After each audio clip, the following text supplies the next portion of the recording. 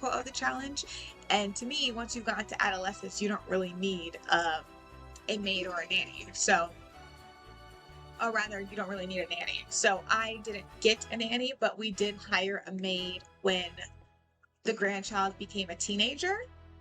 We did hire a maid then, just to kind of have someone constantly cleaning up the dishes and things like that, just because at that point both grandparents were working on I was working on aspiration with the grandparents, and Taryn, which is the grandchild, she was, living her life. So we needed someone there. But more times than not, the maid will stop by. There won't be anything for the maid to clean, so the maid will leave. So okay, and then the other requirements, two other requirements are the grandparents must handle all childcare themselves. So that being said, there can't be any other caregivers in the home. The parent can't live with you because the parent will respond to the child being in distress.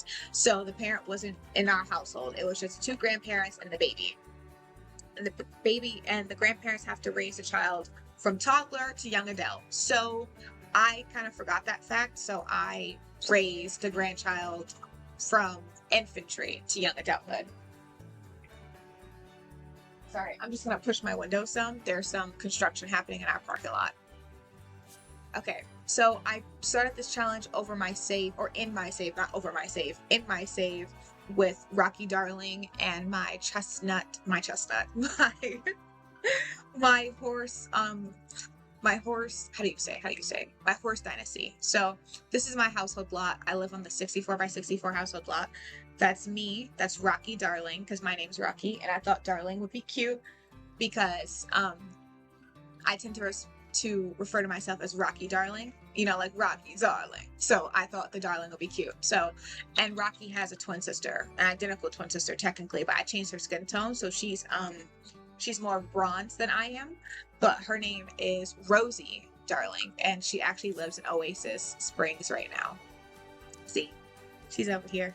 That's Rosie. She's the one with the white dress on, and she married Godry, which I covered in a stream like a month ago, I think. I talked about how she fell in love with Godry, and me personally, I didn't think it was gonna work, because if you know Godry, Godry's a ghost that comes with the Paranormal Life pack. It's a game pack. And Godry is in the household whenever you have a haunted residence, right? So instead of it being a regular residence, it's a haunted residence. And that comes with multiple different things. Specters, which are these cute little ghosts that pop up, and they can be friendly or unfriendly. But if you appease them, kind of like a gnome, if you appease them, they will drop these goodies that are very helpful to gameplay and just fun to sell as well. If that was like how you made money, one occult item from a specter can be like 300 simoleons. So, and then also it comes with a seance table, so you can do seances to keep your house kind of at a calm haunted instead of a chaotic haunted, right? And then there's a few other things like occult haunted cursed items pop up, like think about like the Annabelle doll, things like that will populate that you have to take care of. And then sometimes the lights will flicker and things will happen, so your Sims will wake up in the dead of night terrified. But then there's Temperance. Temperance is a angry ghost.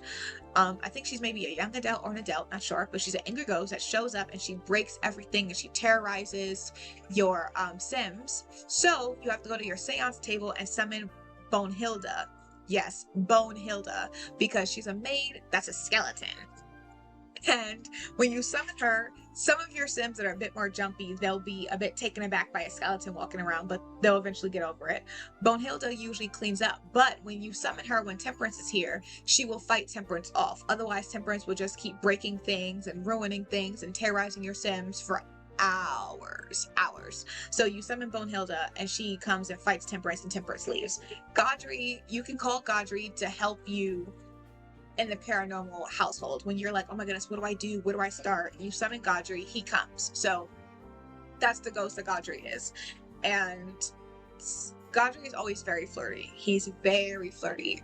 I did a haunted household on a different save on a different computer, and I had to turn, you can turn off Godry coming into your home on his own. I had to turn it off because he would flirt with my Sim, and my Sim is loyal because I'm loyal, and so that would cause issues in her marriage, obviously, because she would flirt and then she'd feel guilty and have to tell her husband that she flirted with Godry. So even when I wasn't playing as her, that would happen. So but Rosie and Godry kind of fell in love, and I was like, I don't know how that's gonna work because Godry's kind of he's built into the game, so I didn't really know how that was gonna work, him being an NPC, you know. So but I moved out like very soon after us all living together for like I just needed a change of scenery. So I moved out, but Rosie stayed in our house that we had together with Godry, and then one day she called me. And I had tried to find her someone else, but she was all about Godry, babe, and Godry was all about her. And I was like, okay, respect, you know. And so Rosie calls me, and she's like, oh, I found a ring in his bag. Da da da. Should I I think he's gonna propose? Should I say yes? And I'm like, sure, go for it. In my head, I'm like, I don't see this relationship working because how? He's a ghost. But I'm like, okay, my sister's happy. This is important. Go for it, babe. Then I check the game, and they're actually engaged, and I'm like, okay. And then when I went to their household for a reason, I went back to our family home for a reason, I forget why, but seeing that they were actually engaged, I was like, let me see if they could actually have a wedding. So I had to play as Rosie, obviously, because the one thing about Sims that actually kind of really gets my goat, outside of the whole teenagers not looking like teenagers, is the fact that there will be Sims and they'll get engaged on their own, get married on their own, have kids on their own, but they can't have a wedding. You would have to play as that household for them to have a wedding. That feels like a really deep oversight to me, that the wedding will just never come. They'll be engaged for years in the sim world and just never get married, never have a wedding. Simultaneously, if you have the wedding pack, you can ask to be a part of the wedding party. You can ask to be invited. You can ask to be the sim of honor, but there's nothing that simulates the wedding happening. So that really gets my goat, that they just can't get married on their own. So I play as Rosie though the wedding. The wedding is gorgeous. They actually get married. And I'm like, okay, Godry can pop up in a household, but he's not a part of your household. So you can't play as him. So I was curious how that would work. And so, but sure enough, at the end of the wedding, always when your Sims get married, they ask you to move one or the other into the other household because married Sims have to live together. So Godry, I move him into Rosie's household, which is so funny because Godry doesn't have a quote unquote household in Sims, but he moved out of a household nevertheless. So he moves into Rosie's household and he's actually a part of the house now. Like you can play as him. And I was like, wow, this worked. I can't believe it. I'm flabbergasted. And the entire time I thought it wouldn't work. So when it did, I was like, okay, I have to show my sister that I support her because I don't know if you can have a child with a ghost or not. You can woohoo with a ghost, but I don't know if you can be, for lack of a better word, impregnated by a ghost. So that being said, since Rocky fishes, action. Yeah, action is plural. Since she fishes, but if you said fish, like I caught a lot of fish, it wouldn't be fish. I caught a lot of fishes. It would still be, I caught a lot of fish. The plural of fish is still fish. Anyways, so I went and caught an angelfish to make the ambrosia. I was about to say the ambrosia salad, but it's not salad. To make the ambrosia dish to bring a ghost back to life. And I gave it to Godry, so he's a human person, and I had no idea he was this handsome. He's beautiful. Oh my goodness. When he manifested, because I think it's really cool when you see them become a sim again instead of a ghost sim, when you see them become a sim again. I love that animation, like how it happens. I love that. So Godry becomes a man. And I'm like, wow, he is handsome. But he's my sister's, but I'm like, wow, he's handsome. So they've been living together and they have 6 kids? They have a lot of children. Together. Rosie was always calling me like, we're trying for a baby. Should we have a baby? I'm like, go for it, babe. Go for it, babe. And she went for it for sure. Like even when I would tell her, decide for yourself, bam. I'd be walking. So sometimes I'd be walking down the street and I'll see someone coming towards me with the last name Darling. And I'll be like, we're related? And sure enough, it's one of Rosie's children, because most of them are all teenagers now, except her oldest, Rosario, who I've mentioned before is the heir of my dynasty, because I just love her. She was my first niece. Well, yeah, she was my first niece, and oh my goodness, I just love her. She's just everything. I've been very involved in her life since she was born, because when she was born, we lived in the same household, because I mentioned before that I tried to set Rosie up with other Sims that were, living beings, and I believe Rosie fell for Lane. His name is Lane. He comes in the what pack is that? The Life and Death pack. I think his name is Lane Coffin, if I'm not wrong. And he comes in Ravenwood. And him and I became fast friends. And so he came over one day when we were hanging out.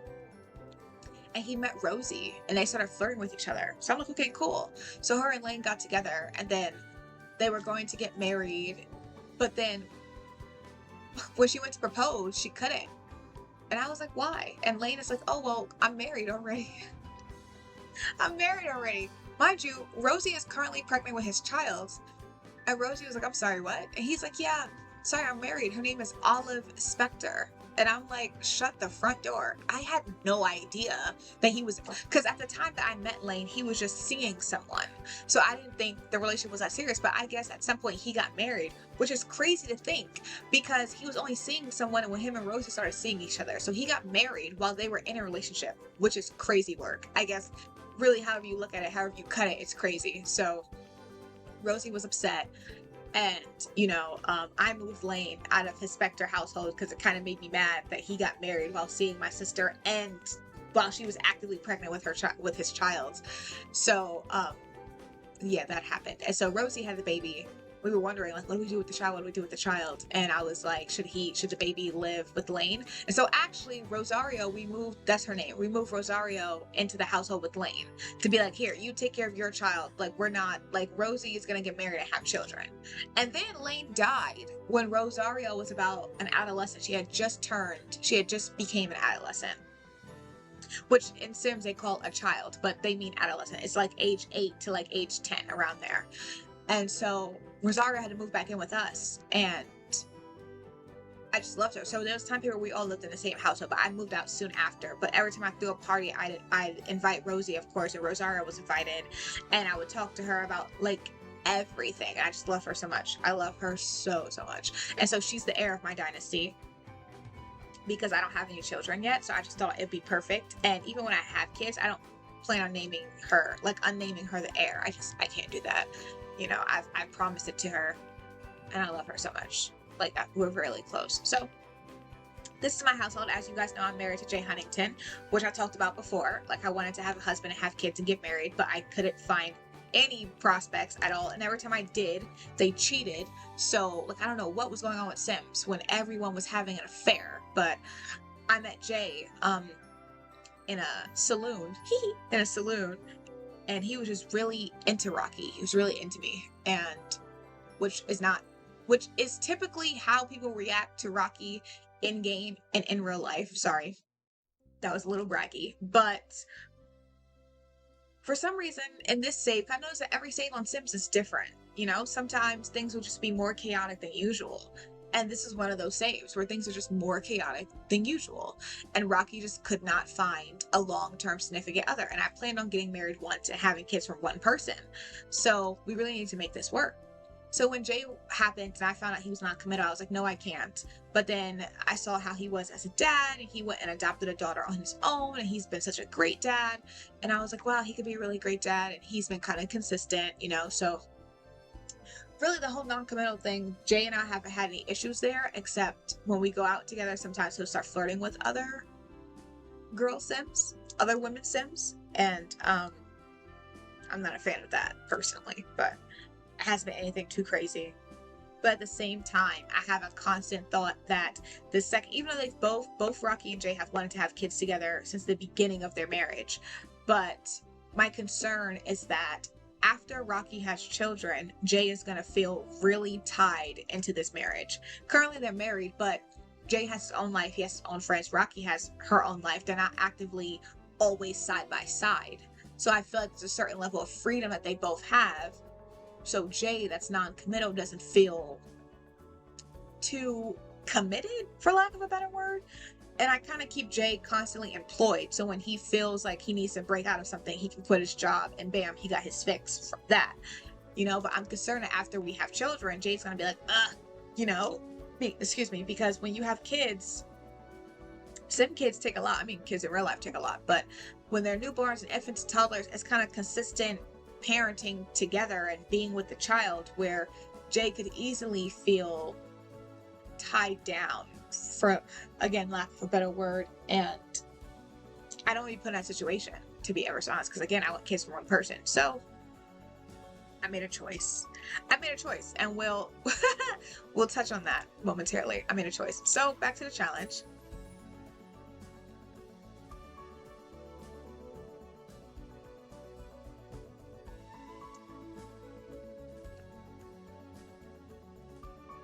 I'm hydrating because hydrating is so important. For some odd reason, there's been a lot of socializing in my household the past like 5 days. So I've been talking a lot the past 5 days. Genuinely, I'm tired of talking, and yet still somehow I find my way talking. So right now, this is Herman. Let's just hop really fast into create a sim because I won't be redoing her looks today because I get Oh, the focused, boy I get locked Louisa. in, it takes hours. I don't want to spend hours in cast today. So we're just gonna hop through these looks, but I'll redo her looks at some point. At some point in the future I will. So this is Herman K. Lannister. If you're like, who the heck is Herman? No parents live in a household.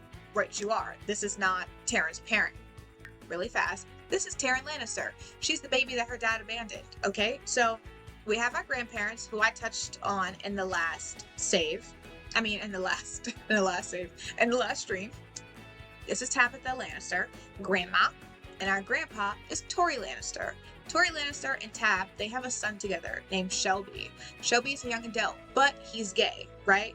And my trope was that Shelby, in his young adulthood, and him being, a bit reckless, out here partying, have a good time, he was experimenting, a little bit just to see what was up, and bam, baby. But he has absolutely no interest in raising a child, especially not with someone he wanted to be in a relationship with. So, him coming from a healthy family, he left said baby with his grandparents, moved out, and had his own life, right? So that was the sort of situation that they found themselves in.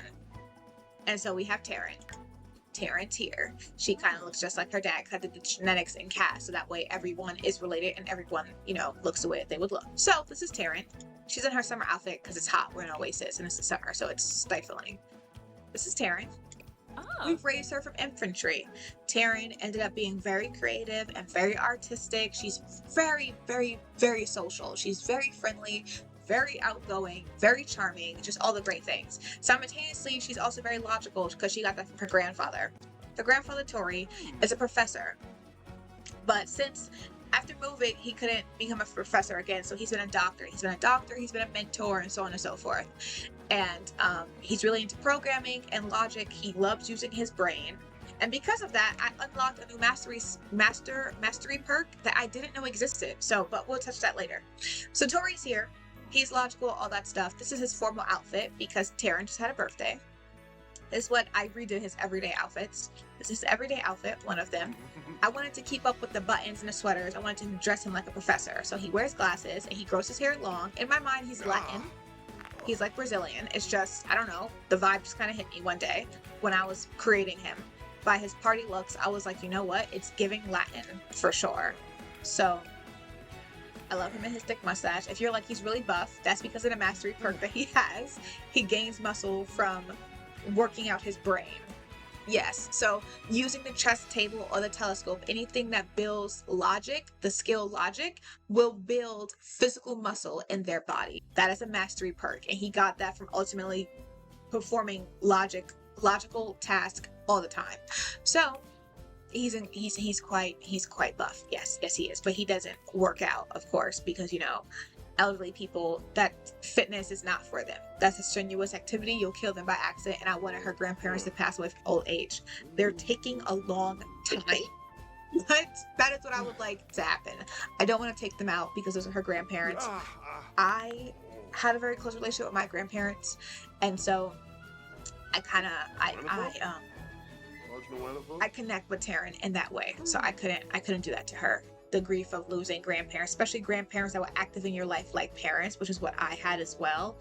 I couldn't. I mean, my mom was there. I was raised by both my grandparents and my mother, but my grandparents were actively there. I called my grandma mom for literally most of my life up until my teenage years because that's when we moved away. But so I've had parental grandparents, and I couldn't do that to Taryn. So this is her grandpa. I know, he's stylish, isn't he? He looks so good. And it's his second everyday look. As you can see, again, it just makes me giggle. I love the pants. I love these pants. It was very hard to, I'm glad these pants come from the Horse Ranch expansion pack. And I say that because it was very hard finding pants that were pleated and come up to the ankles that look specifically like this. I feel like the pants in Sims are just not great. So styling looks with pants is not really my go-to, especially for a male sim. Not my bag because they just don't look good. So, but I needed the loafers and the seated socks because in my mind, that's what the older men that are professors dress like. You know, the professors come in with their pleated pants and they're up to their ankles. So you can see their socks and little loafers, and they come in with their little coffee mug and they got their glasses and their hair pulled back. That's very much, I'm dressing him like a professor. So he has his wool jacket, you know, or maybe it's tweed. Ugh, professors love a tweed. And he has his vest on and his button shirt and his hair is pulled back. Like, come on, just give him professor, honey. And I did formal because I just feel like when he dresses up very from his time frame. When my grandfather would go out somewhere nice, he would put on his best dressed clothes, which at the time was really from the 70s. So he dressed that way even in the 90s and the 2000s. He put on that. So it'd be like bell bottoms and the boots with the high heels. And you couldn't tell my grandfather anything. Okay. He had that ish on as far as he was concerned. So I feel like it's the same vibe with Tori. It's a bit outdated, but in Tori's mind, this is how you are best dressed when you're going somewhere formal as a gentleman. So I feel like he's a hats person. So we went with the top hat, you know. So I like that. And this is his athletic outfit, which I've only ever seen him wear like one time, because again, we don't work out. It's his sleek outfit. I love this hat. The hat comes with Ravenwood. I call the packs their places, but Ravenwood, which is a life and death pack. As you can see, there's a little raven on it. I think it's really cool. It just gives me Scrooge vibes, you know? And Scrooge was an older man, so I feel like it fit perfectly. And I feel like older men always had pajamas that were a button and a top that matched perfectly with cute little slippers. So this is the vibe. And then his party outfit is this one because Tori's romantic. You know, he's very romantic, very charming in his love for his wife. And so I imagine that when February comes around, because I have the seasons pack. So I imagine that when February comes around and Love Day happens, which is like our Valentine's Day, he'll put on this outfit and be like, "Come on, Tabitha, let's go out." You know, it's the holiday, it's romance time. So I needed an outfit for that because that's how I saw Tori's personality in my head. And it's his other party outfit. And I love that this handkerchief looks like a rose in his pocket. Again, that felt, and this was around when I was like, I think Tori's Latin, because that's what it feels like to me. Just in his demeanor and the personality I gave him in my head, he feels like a Latin man for sure. And so hence the shoes, no socks. Okay. And the hat. Yes. And we got a little bit showing, you know, a little bit open, not too much, but we are romantic, so we can be a little flirty. Okay, so we're flirting with the skin. Flirting. Mm-hmm. This is our swimwear outfit. This is the only time I've actually ever seen his muscles like out of a shirt, because I've been actually curious to see how they sit. Wow. He has pretty great muscle definition from the logic table, which is the chess table. He's usually playing chess. And this is our outfit. And it has been hot, honey. It has been sweltering since the summer started. And we're only like day 4 of the summer. This is cold weather outfit. I felt, again, very professor with this. You know, they come in, they have their wool pea coat. I'm a New Yorker, which I've mentioned many times before, and I'm from New York City. So when it's cold, you'll see a lot of men that are sophisticated, that are gentlemen, wearing the long pea coat that comes way past their knees, right? It's a fashion statement. It looks so good. A lot of people, when they come to tour New York City, that's their favorite feature. It's just how fashionable even the men are in New York City. So I felt like as a professor, and it being cold, that's how I saw the fashion in my head. It's New York City fashion in the winter. So to me, and I love a suit. I love a suit that has a dress shirt, the tie clip, okay, with the vest, and then the suit coat with the pocket watch. I know, it's a little old-fashioned, sue me. But I think that if a man is putting on his best dress, that's what it needs to look like. When a man wears a suit and it's just the suit jacket and the suit shirt, I'm not a fan. It's not giving effort. It's not giving style. I'm not a fan. I'm not a fan. I prefer this 100%. Like, think Henry Cavill. That's what like when he puts, that's what I'm talking about, you know, because how Peaky Blinders look, which is not a show that I watch, but how Peaky Blinders look in my mind, I'm picturing the style of Peaky Blinders with Henry Cavill's face in the dead of winter in New York City. That is what we're going for. So we got him to leather gloves, because you may not know this, but in adult men and adult women, especially the older adult men and women in New York City, when it's cold, they don't really wear gloves that are like wool and cotton. They're usually leather or pleather, whatever, but they're usually leather.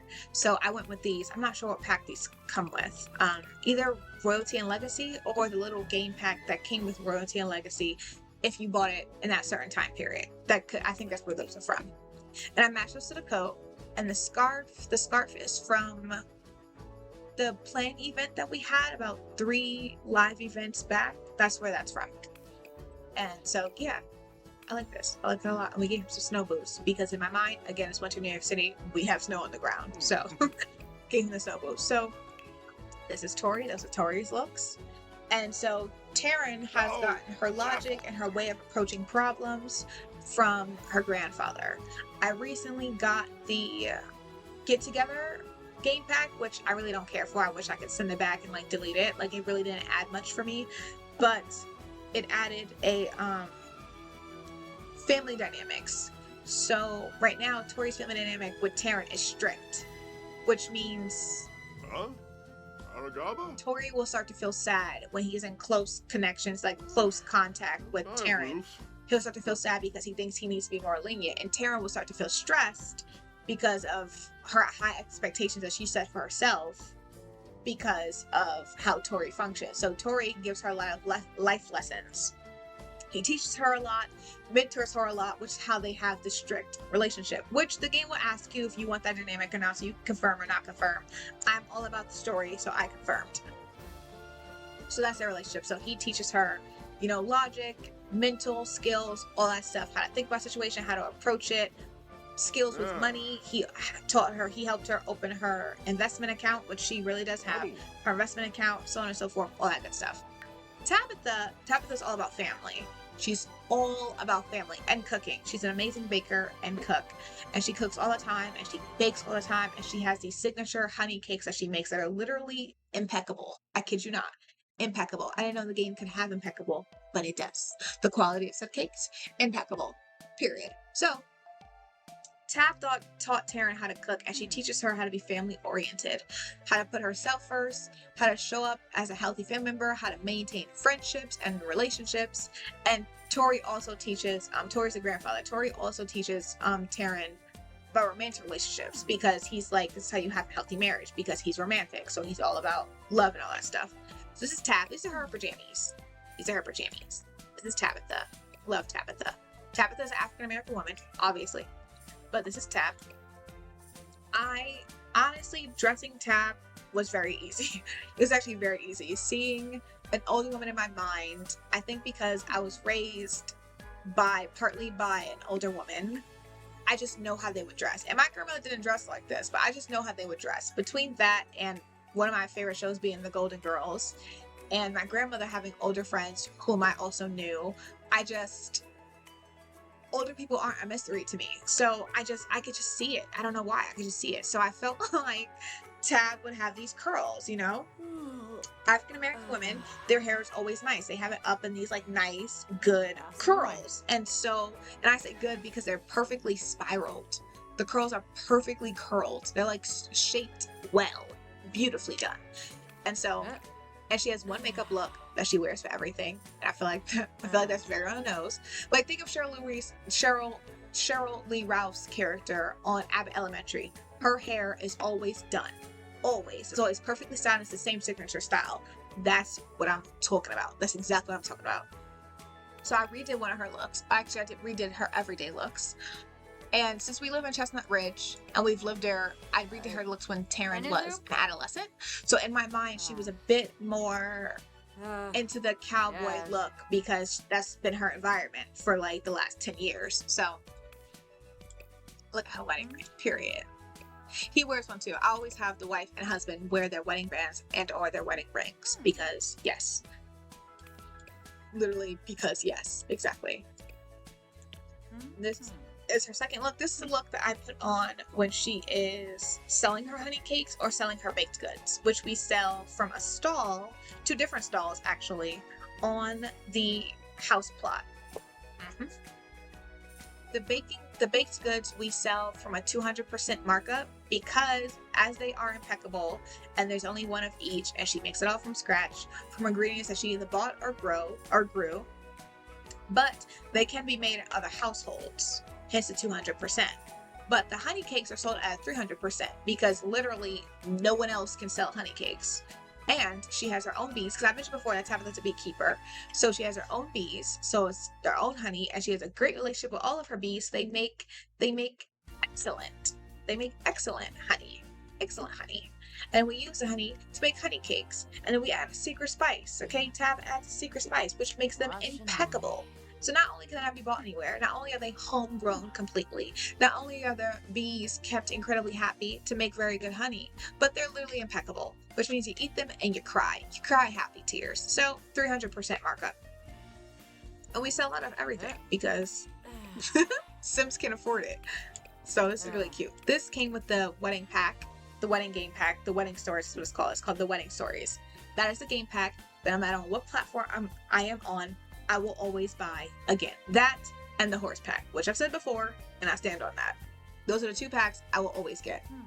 I'm an equestrian. I love horses. I need them. Full stop. I just don't feel right. Even if I don't actually actively have horses in my household, I just don't feel right if they're not there. And then the wedding stories is actually one thing that I think would fit game, like base gameplay perfectly. I don't agree that seasons should be base game. I don't. That would make the base game much more difficult. I've come in as a brand new player before with no reference of Sim 1 or Sim 2 or Sim 3. I've never played Sim 1 through Sim 3. I've only ever played Sims 4, and I started playing Sims 4 about 2.5 to 3 years ago. So, and before that, I played The Sims on my phone for like 5-6 years. So, learning all the funny ways your Sims can die in the base game, learning all the things that there are to learn in the Sims in the base game, trying to figure out how to gain simoleons quickly when you're first playing wants you to do so that you can get a lot from your garden. Playing seasons stops that. You can't gain a lot of simoleons from gardening anymore because now the herbs and fruits and vegetables are seasons based, just like in real life. So you can't grow them or even tend to them if they're out of season. Seasons last a minimum to 7 days to a maximum of 28 days. You can change that in your settings if you want 7 days or 28 or in the middle 14 days. Up to you. But nevertheless, it's not like a day or 2 day thing. Some people are like, oh, you can do the greenhouse thing, which is true. If you grow your plants in a greenhouse, you can grow them all year round. But to grow a substantial amount of plants, you would need a lot that's a certain size to have a greenhouse. That's not an equal solution. Because in my first gameplay house, it was on a small lot. Even once I moved, the lot was big, but the house was big. I didn't have a huge area to garden. So some of my fruits were gardened straight into the ground. Only a few of them were even in a planter. I had no room to have a greenhouse because that's a physical room. You have to build a room. I had no space to build a room outside of the house. And there was no room in the house that was available to be changed to a greenhouse. If it could work that way, I'm not really sure. But, so that's just not helpful. It's certain when growing garden, if you're like, I don't have a lot of space, I don't have the simoleons to buy planters. You know, if you grew it in a room, you would have to have the simoleons to buy all those planters, which you would find yourself in the same loop-de-loop. You're gardening to gain simoleons, not to spend simoleons, right? So when you buy the seeds, which are only like a few simoleons a seed, even if you just buy the herbs, you can buy just have like 20 of the spinach, 15 of, what's another herb that we have in the game? What's the herb that we have? Let me think. I can see them in my head, but I just can't think of what the heck they're called. Basil. We have basil. Do we have basil? Or is that Dreamlight? I'm not sure, but let's just stick with the spinach. Even if you have 25 spinach and you plant them, all 25 of them, that's a good amount of simoleons, especially as they evolve into better quality plants. They'll start normal, then they'll go up to like excellent. Eventually they get to magnificent or perfect. I forget which one is the cap. I think it's magnificent. And then all the fruit, for lack of a better word, that they're reproducing will sell for more simoleons. Without seasons, you can plant them straight into the ground. They'll grow all the time. Literally, you get a bounty every single day. every single day. That is different in seasons. Not only do you need a greenhouse, but the bounty is less. I've noticed that you don't get as many fruit from the same plant. You don't. My cherry tree, I think, gives me like 3 cherries. Base game, about 5 cherries. That shifts. So I don't think season should be base game. Not only that, the weather changes. You can turn off the extremes, and you can turn off it affecting your sims. There's a couple options you have there. You can either use your perk points to buy for a specific sim. Say if you're like, oh, I want to keep, so let's talk about winter. Let's say we're in winter, and in winter it snows, and then we have blizzards. Blizzards are freezing cold temperatures, right? Your sims, even if you put them outside, they will run back indoors. That's what a blizzard is like. In the game options, you can turn off blizzards. You can turn off blizzards and just have it snow, which is not really extreme. Even if it's really cold outside, they'll still go outside in their cold weather clothes. But let's say you want to keep blizzards on, but you don't want your sims to be affected by the cold weather. You can use your satisfaction points that you've gained from aspirations and completing once. And maybe if you have a perk, a mastery perk, you gain it from crafting excellent crafts like paintings, books, all that stuff. Or there's also a mental one too, but I forget how you earn it from the mental mastery perk. But anyways, you can use satisfaction perks to buy waterproof, which means when it rains, your sims won't get wet if they don't have an umbrella. You can buy a cold acclimation and a hot acclimation, meaning that your sims will be acclimated to hot and cold, meaning that they won't be affected by it. And then there's also a level 1 and a level 2 to that, where they will be heat proof and cold proof, meaning they won't die from overheating or die from freezing to death, which with seasons is very possible. Now, at some point there was a holiday that happens in the spring where it can still very much be cold, where they had to swim in a pool. My sims went to swim in a pool, and I knew no better. Because I'm just like, okay, if the game has the holiday and it's the day that's cold, ain't no way it's going to kill my sim, because why would that happen? My sims go in the pool, bam, 3 of them freeze to death. Freeze to death. To death! Because it was a cold day and the holiday called for them to go into the pool. Now, see, you could think, oh, but I don't want to complete the holiday. You don't complete the holiday, and your sim had interest in the holiday, they will be sad from having a sad holiday. That will be a module that lasts like 6 hours, 6 to 8 sim hours. So I try to get them at least happy with the holiday, or have them have an excellent holiday if they have interest, because some don't have interest in the holiday based on age or personality, which is just true. So I don't think seasons should be base game. I really don't. I don't think, because I'm thinking in terms of brand new players that are learning the game from scratch. This just adds more deaths, and it adds more boundaries to what you can do. When I first started playing Sims as a base game, I had the freedom to do anything, which was helpful to learning the game, having the ability to have access to everything, right? So, but wedding stories, I think, would be definitely a great addition to the base game, because it doesn't come with deaths or anything like that. It comes with a new world, of course, Tartosa, which, as I mentioned before, is one of my favorite worlds. I love Tartosa. And it comes with 5 added in wedding parties, a family gathering, the reception, the bachelor party, the wedding itself is upgraded. The wedding is upgraded. And a rehearsal dinner and a rehearsal dinner. I believe that's all 5 of them. There might be one more. And then you have so many added wedding dresses and wedding looks. So there's a wedding suit for ladies, and the men have also more wedding looks, which is great. And the wedding's upgraded to having a flower pal, 2 honored sims, which think of that as like your maid of honor and like whatever the groom's person is called. 2 of those. And then you can also ask someone to be your officiant, which is really cool. It comes with aisles now, so you don't have to make your own fake aisle and no one's actually walking down the aisle. No, it's a real aisle now that you can actually walk down. Now it comes with actual wedding venues, so you can create wedding venues instead of having them say like generic or something like that. Now they're actual wedding venues, which is great.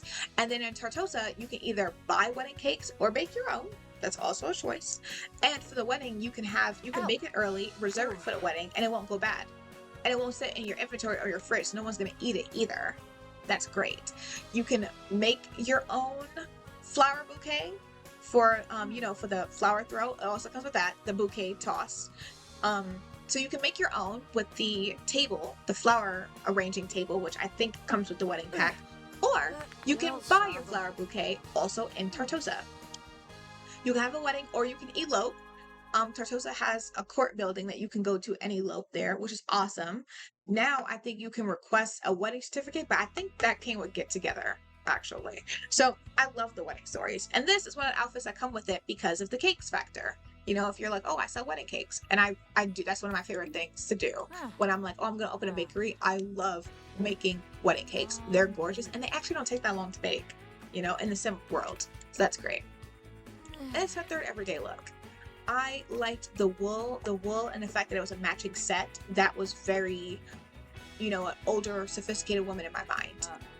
The length skirt makes it look really, really young, especially with the stockings. But she's an older woman. You know, they're going to wear stockings for sure. So, and I thought these shoes were perfect. So I thought it looked a little young, but I'm like, it's cute, so who cares? Period. This is her formal look, which I'm going to go through these quickly because we touched on this before.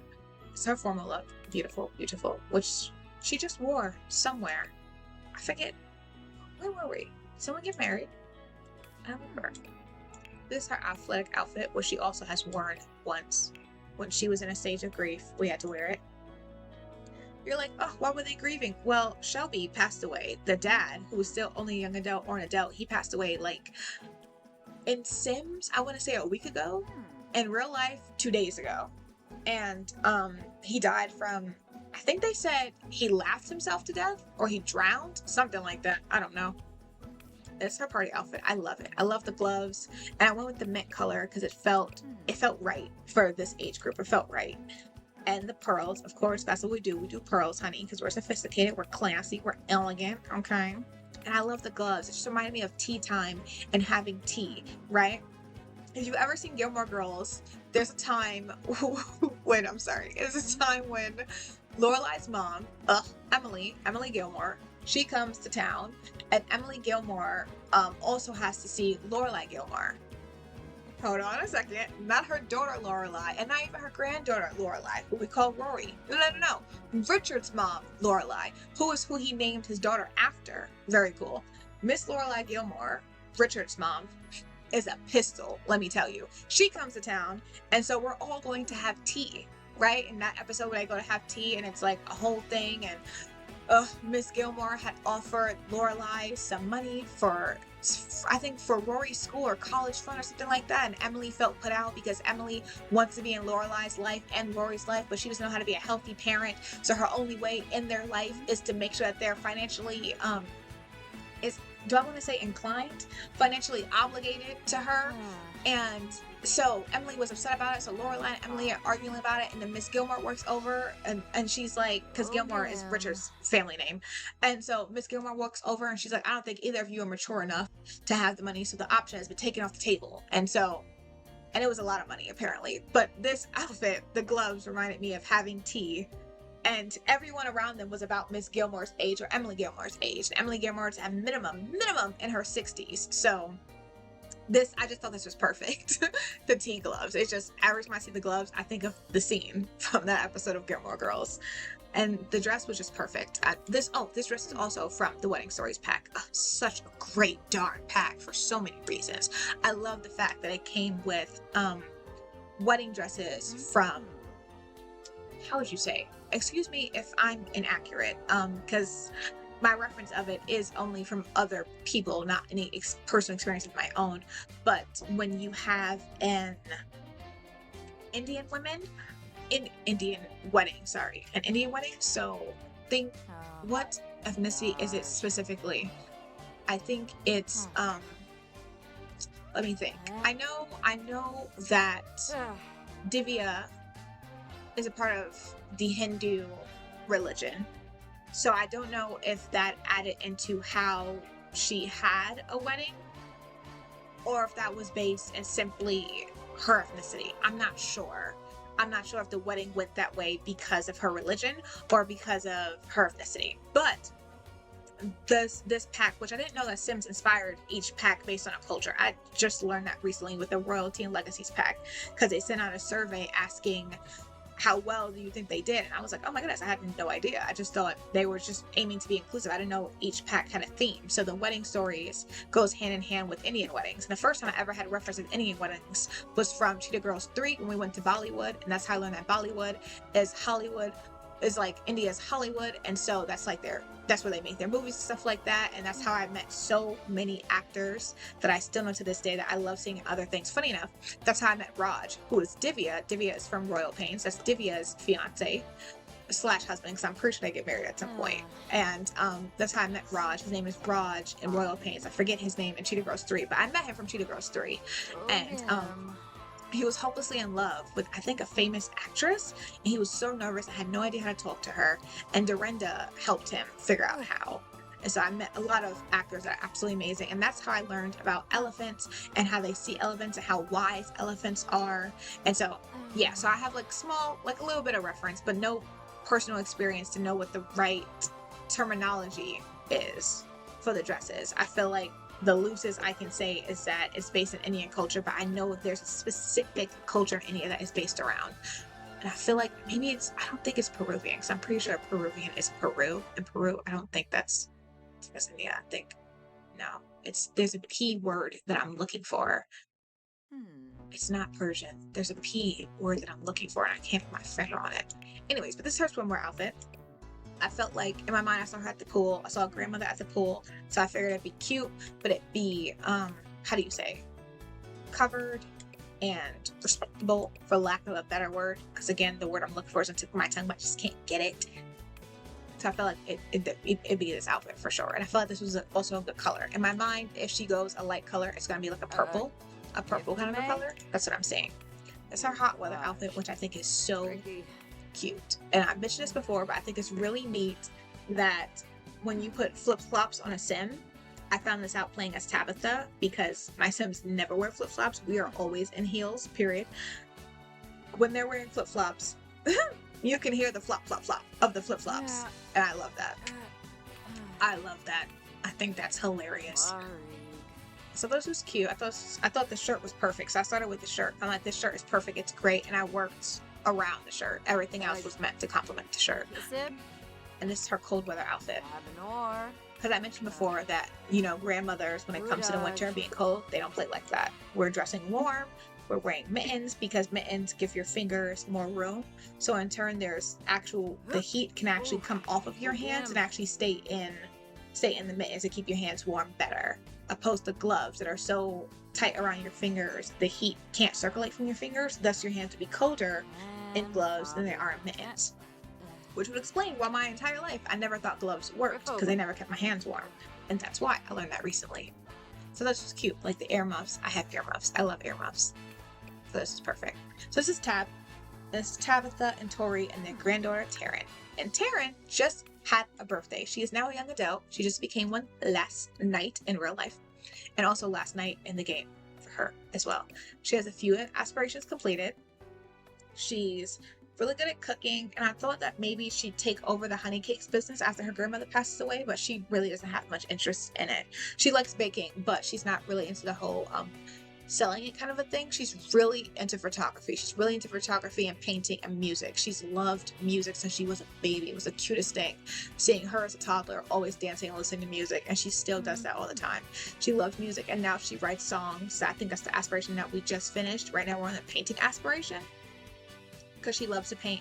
And I think it's great that her grandparents, being so loving and healthy, they poured into her, and she found out who she was in her heart, like she's not like she's logical because she has a lot of sense because she was raised that way, but that's not the step that she put forward in her life. She's creative, incredibly creative, which is why as a young adult I gave her the creative trait, because I realized that she was creative. So I love that. And she loves other creatives as well, which I love for her. And this is the hairstyle that came with Get It Together. I'm sorry. I think that's not what the pack is called. The pack is called Get Together, not Get It Together. That's hilarious. Oh my goodness. That's so funny. And so this came with the pack Get Together, and I love it. It's my favorite. I love it so much. I love it. I love how it's braided up. I've always wanted to do this hairstyle. I think about it all the time, but I have not done it yet because my hair is usually in twists. Actually, it's usually twisted, which is my favorite style personally. is leaving my hair twisted. And I don't have to actively, I can leave it untouched so it can grow with no problem. And it has been growing, honey child, to the middle of my back, which I'm very proud to say, because that's from consistency and discipline and the effort and love that I've been actively pouring into my hair for like the last 2 years. And honey, I mean, my hair actually has always been healthy, thick, and beautiful, to be honest. But now I feel like that beauty has come from my hair giving me grace for simply just being ignorant to how to make her more beautiful. And now that I have the want and the drive and the knowledge and the focus and the discipline, she's just, me personally, I feel like she's the best that she's ever been. Outside of when I was like a kid, 6, 7, 8, 9 years old, when my grandma was taking care of my hair. Prior to that, she was great then too. But now I feel like she's stunning. She's absolutely stunning. So I redid her first outfit. It was something else that I thought was really great for a teenager, but I don't know. Over time, I just didn't like looking at it. So I redid it. This top came from the Get Together pack. I love the sweater. I think the sweater really fits her personality. She's a sweater person for sure, and I feel like orange is definitely one of her colors for sure. So these are leggings. I put these shorts on her, so she has shorts on, but you can't see them past the shirt, which works because that's the look that I wanted to go for. But I couldn't have her in just leggings. I feel like my grandmother always raised me to have shorts underneath her skirt, so I feel like that would have been something that she was taught as well. And so I think it's really cute. Hello. And as an adolescent, she kept her nails short, but her grandmother has kept her nails done. She was a toddler. My grandma was like that too. So she was like, your hair stays done. You know, you keep yourself together. Hygiene's important. You know, you wash out your underwear by hand before you put in dirty clothes. All that stuff. My grandmother was from Virginia. She's from the South. She's very traditional. And so now as a teenager, I was like, her nails are also done. Still the French tip, but they're long now. You know, period. And she's signature makeup look that she had as a teenager. Oh. And this is her second look, which I also love. I showed us the same before. I wasn't focused on her losing weight. She was heavier last time you guys saw her. I wasn't really focused on that. I just let that come gradually on its own. And I think her body type is a lean body type because the cardio and the strength training made her really lean. She did cardio for only like 2 days, and then like 2 days after that she was mad lean. So this is her second look, which is really one of my favorites. I love it. I love how the jeans match the shirt, and they're not even from the same pack. And I love how the gray of the hat matches not only the style of the outfit, but it matches the gray of the top. I love that. And this, I wanted like a schoolgirl's outfit. For teens, I always like for there to be one outfit that looks like they go to school in it. And look at this. Look at the shoes. My grandmother always kept me in Mary Janes when I was a kid. The Mary Janes that were patent leather with like the 2.5-inch heels. I loved the patent leather shoes. That's what I call them. I call them the patent leather shoes. I love those shoes. They were everything. I had a white and a black pair.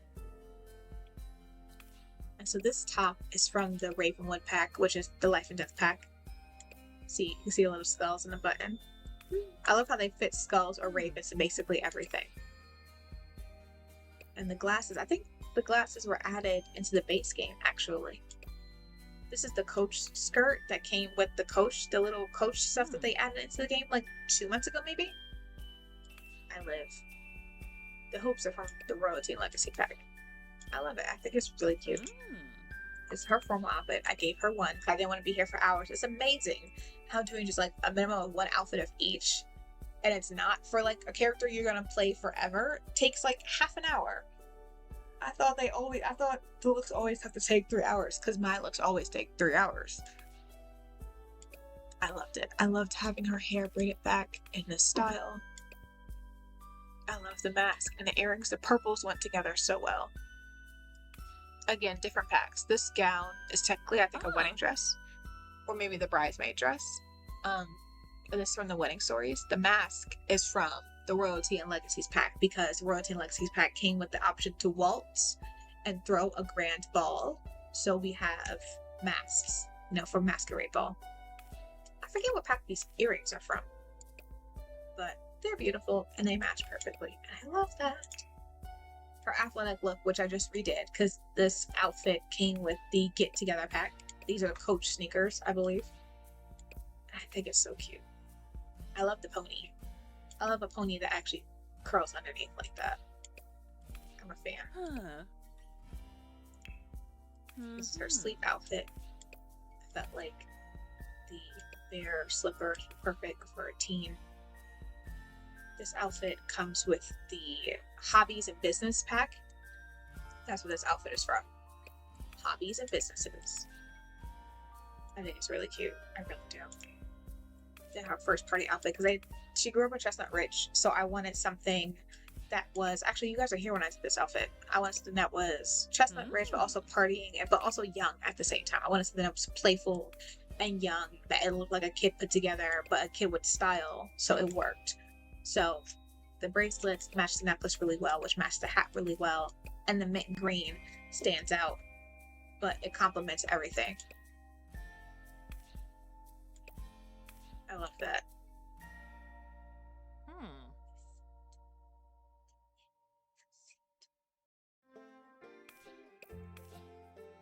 And I love these boots. You guys know this outfit. Finding boots that coordinated was not the easiest thing, but I feel like this works. I really feel like this really came together. And I love the wolf cut.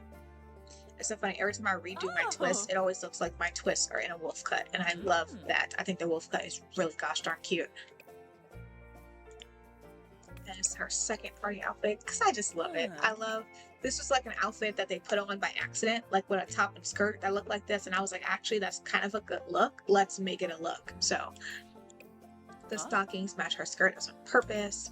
I love these boots. These boots come with the hobbies and businesses pack, and I love these boots down. I truly do.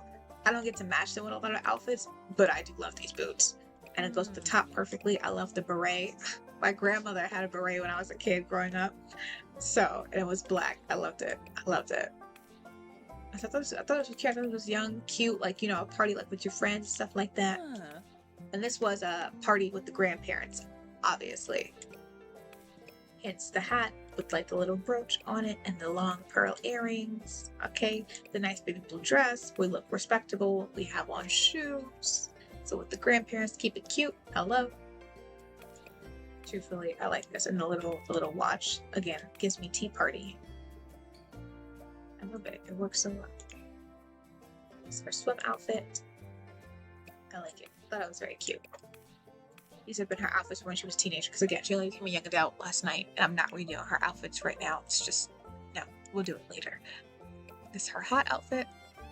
I mean, like hot weather outfit. I like these shoes too. These shoes come with, I think, Ravenwood. Not wrong.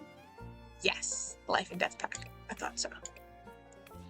The skirt is from Royalty and Legacy. So is the necklace, actually, and the glasses.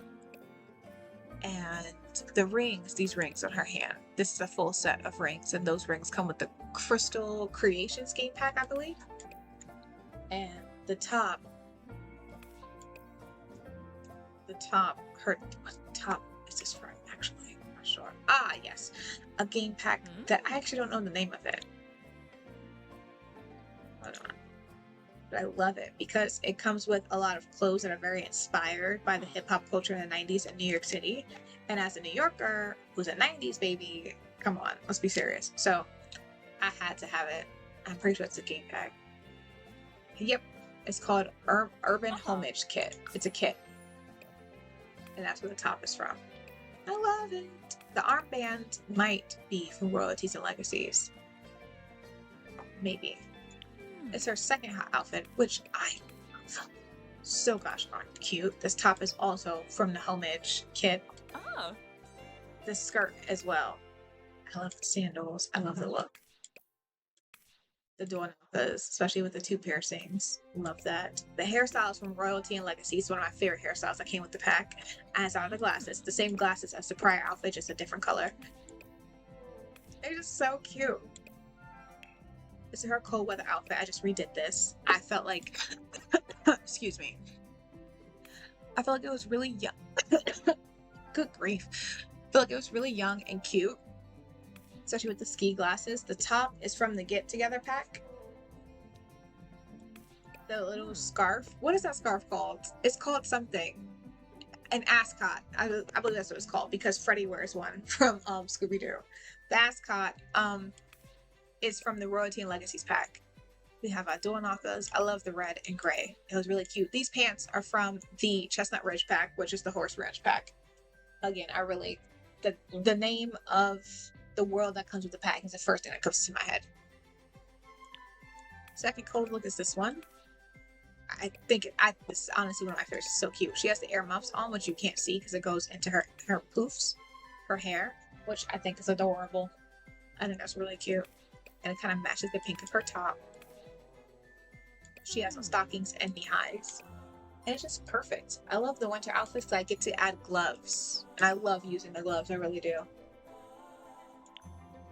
This is her third cold look. Again, this was like a dedication to her parents, because her grandmother's family oriented, and since her grandmother's family oriented, her grandmother wanted to create a dynasty.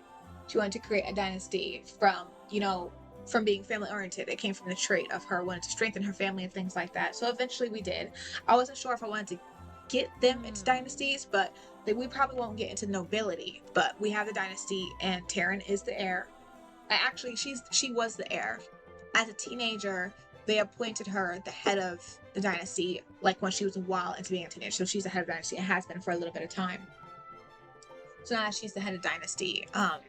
Her heir is now her uncle, who's like a brother to her in my head, who's Herman. We'll touch on him. So this is her second cold look, and I like it. I like it. These boots are from the Chestnut Ridge pack, the horse pack. The hair is from the Royalty and Legacies pack, as is the hats, and I think the dress coat itself, maybe? No, it's from Seasons. The dress coat is from Seasons. And we have the stockings on. This is one piece. The scarf is from that event that happened like 3 or 4 events back. And we have our pearl earrings. And I'm here for the looks. The looks are tea. Now we have Herman. Excuse me for a second. I have to go to the potty. So one moment, please.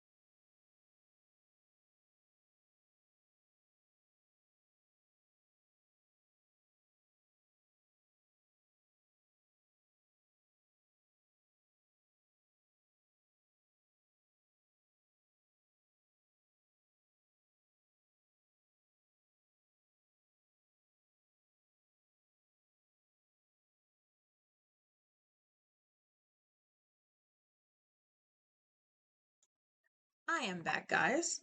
Thank you so much for your patience. Okay, so back to Herman. This is Herman K. Lannister. Just to clarify, this is not Taryn's dad. Again, this is not her dad.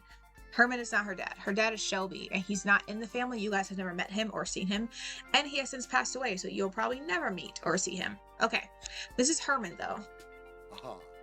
So, just a little backstory on why Herman exists in the first place. When Rocky Darling was looking for a husband to start her family, I expected, Rocky in real life, I expected that when I got my new gaming laptop and I signed into EA and I signed into Steam, that my save from my Steam and EA account on a different computer would be there. It was not.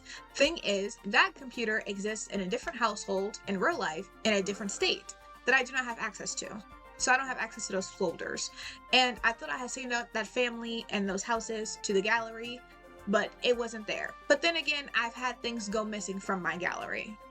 But we digress. So, the husband that Rocky was married to in my save from Washington, that's the state that I lived in prior, in Washington, she was married to a man named Herman, and she met Herman at the gym. He was a gym trainer, and they were perfectly compatible, even though I didn't expect it, and they fell in love, and they had a great family, and he was absolutely perfect for her.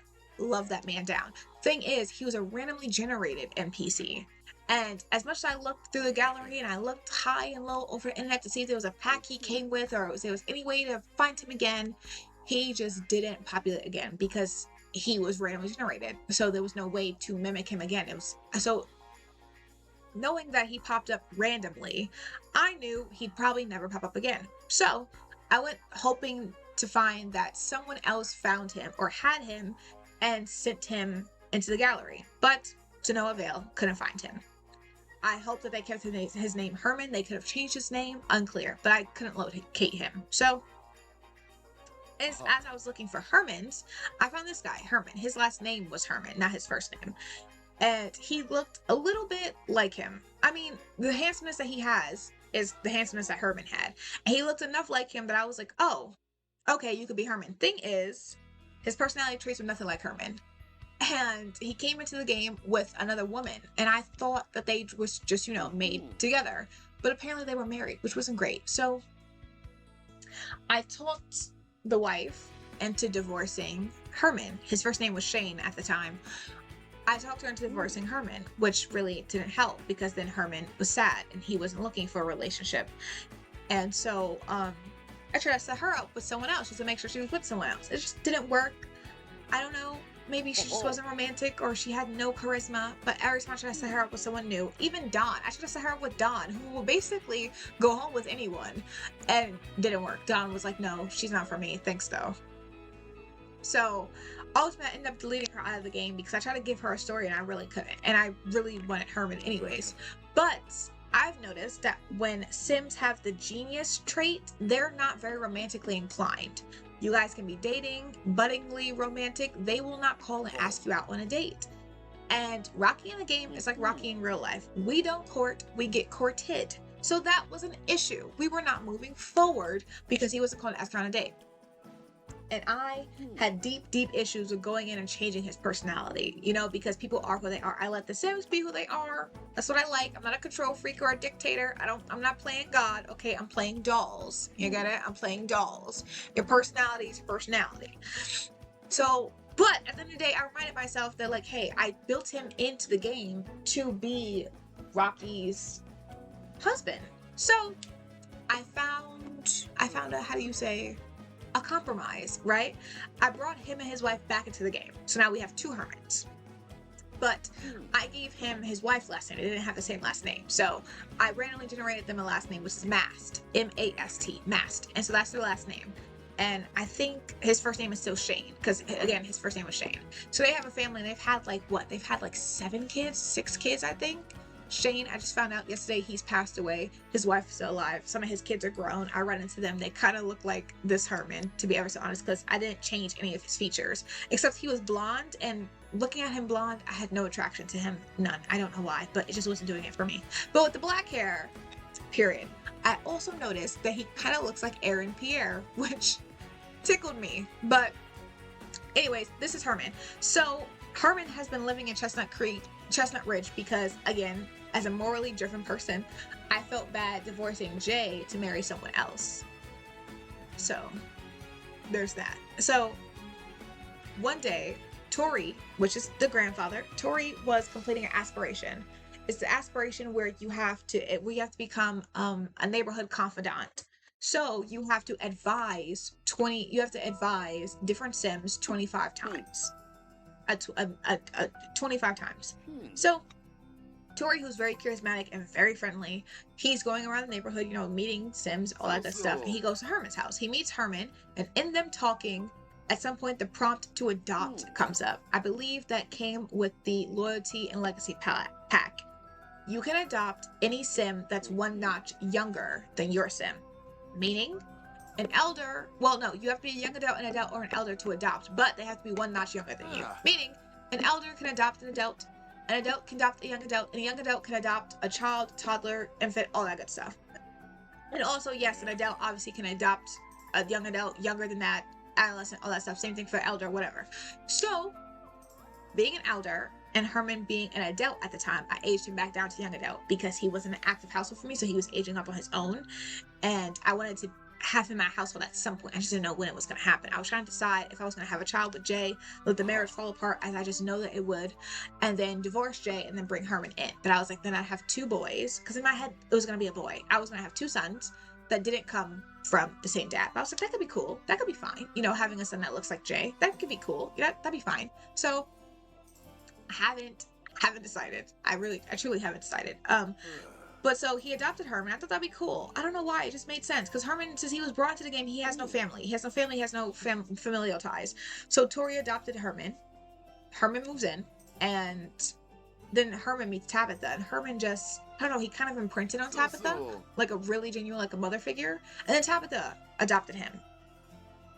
Because if Tabitha hadn't adopted him, he'd be considered a stepchild. He'd be considered her stepchild. So I had Tabitha adopt him, so he would be considered both their children. So technically, he's Shelby, which is Taryn's dad. That's technically his brother now. But since Herman and Taryn are in the same household, they've gotten very close. They feel more like siblings to me. They feel more like brother and sister. And I've tried to, change the connection to make them brother and sister, like on the family board that you get in a royalty and legacy, but the option wasn't there. So in my mind, they're brother and sister, and that's, so you'll hear me say that, like her brother, his sister. That's what I'm talking about. I'm talking about Herman and Taryn. But technically, familial, their dynamic is uncle. That's her uncle. So this is Herman. I know, he's stunning, isn't he?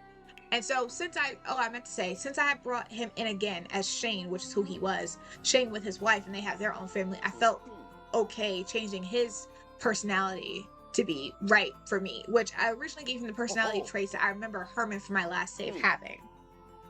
But then I was like, he's not exactly Herman, he's actually different in mannerisms and things like that. So I gave him things that felt more like himself. So he's loyal, which feels right, and he's a genius, which feels right, and because he came as a genius, that trait was already there. And he's romantic, because that's important for me. And recently he was talking to a kid, and he now he has the bro trait. The get together pack gives you the ability to self-discover, which means as the Sims are living their lives, hobbies, interests, communicating, socializing, all that good stuff, they will discover traits themselves. So that comes at about, I think you can discover 2 to 3 traits. It's either 2 or 3. I forget. But I know it's at least 2. One of them for Herman was the bro trait, which is funny because Jay has that trait. But it felt right. It felt right. They try to give him the active trait and the cheerful trait beforehand, but those don't feel right. As fit as he is, I just don't feel like he'd have the active trait. I don't think he's like that. It doesn't feel right. So the bro felt right. This is his first look. I redid his first everyday outfit to kind of fit the style of the family. Now he's in Dynasty, and Taryn named him the heir since, this is her brother. But again, as I mentioned, the dynamic, that's actually her uncle, but I will say brother because in reality, that's really how their relationship functions, is more like brother and sister. So Taryn named her brother the heir. And so I love this fit. I really do. It's so good. He has locks. Herman's always had locks. The K is because his last name used to be Klaus. So that's the K there. That's what the K is for. I wanted to keep that there. I love the gold watch. I truly do. He's handsome, isn't he? It's adorable. And now his locks are up in a pony. These pants, I think, came with the urban kit. And the sweater came with the crystal creations. Yep. Yes, indeed. Yes, indeed. As did the necklace, as well as the ring. This ring over here.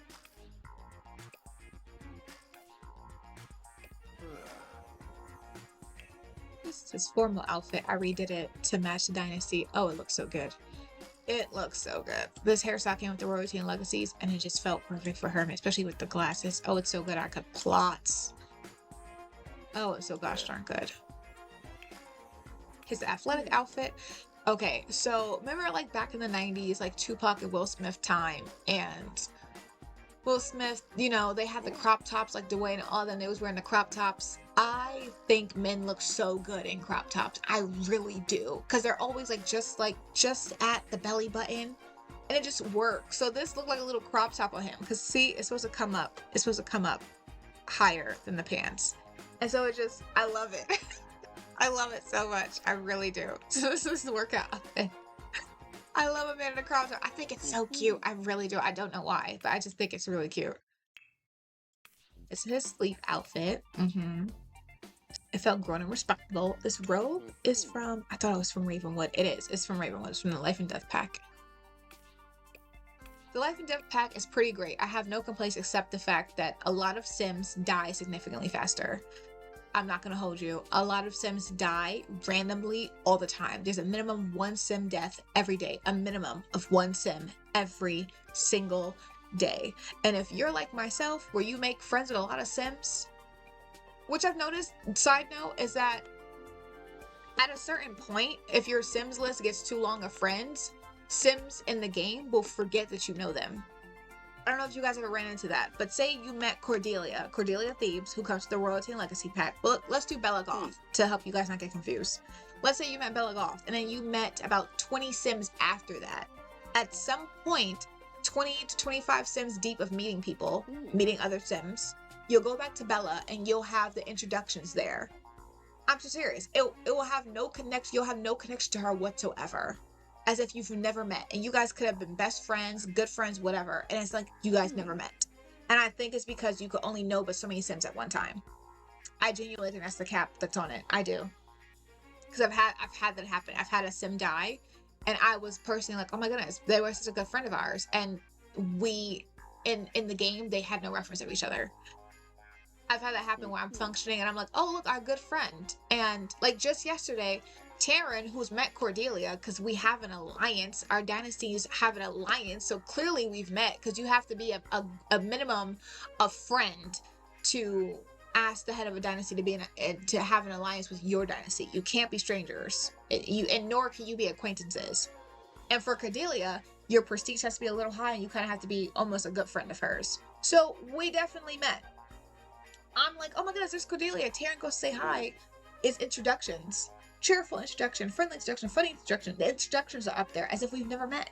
And I was like, not this foolishness again. So, I don't know if you guys ran into that, but I have. But anyways, that's like my only complaint with the Life and Death pack is the constant deaths. I noticed a stark difference because there was about 1.5 to 2 years that I didn't have the pack. And I've only been playing with the pack since January of this year. So, I can tell the difference for sure.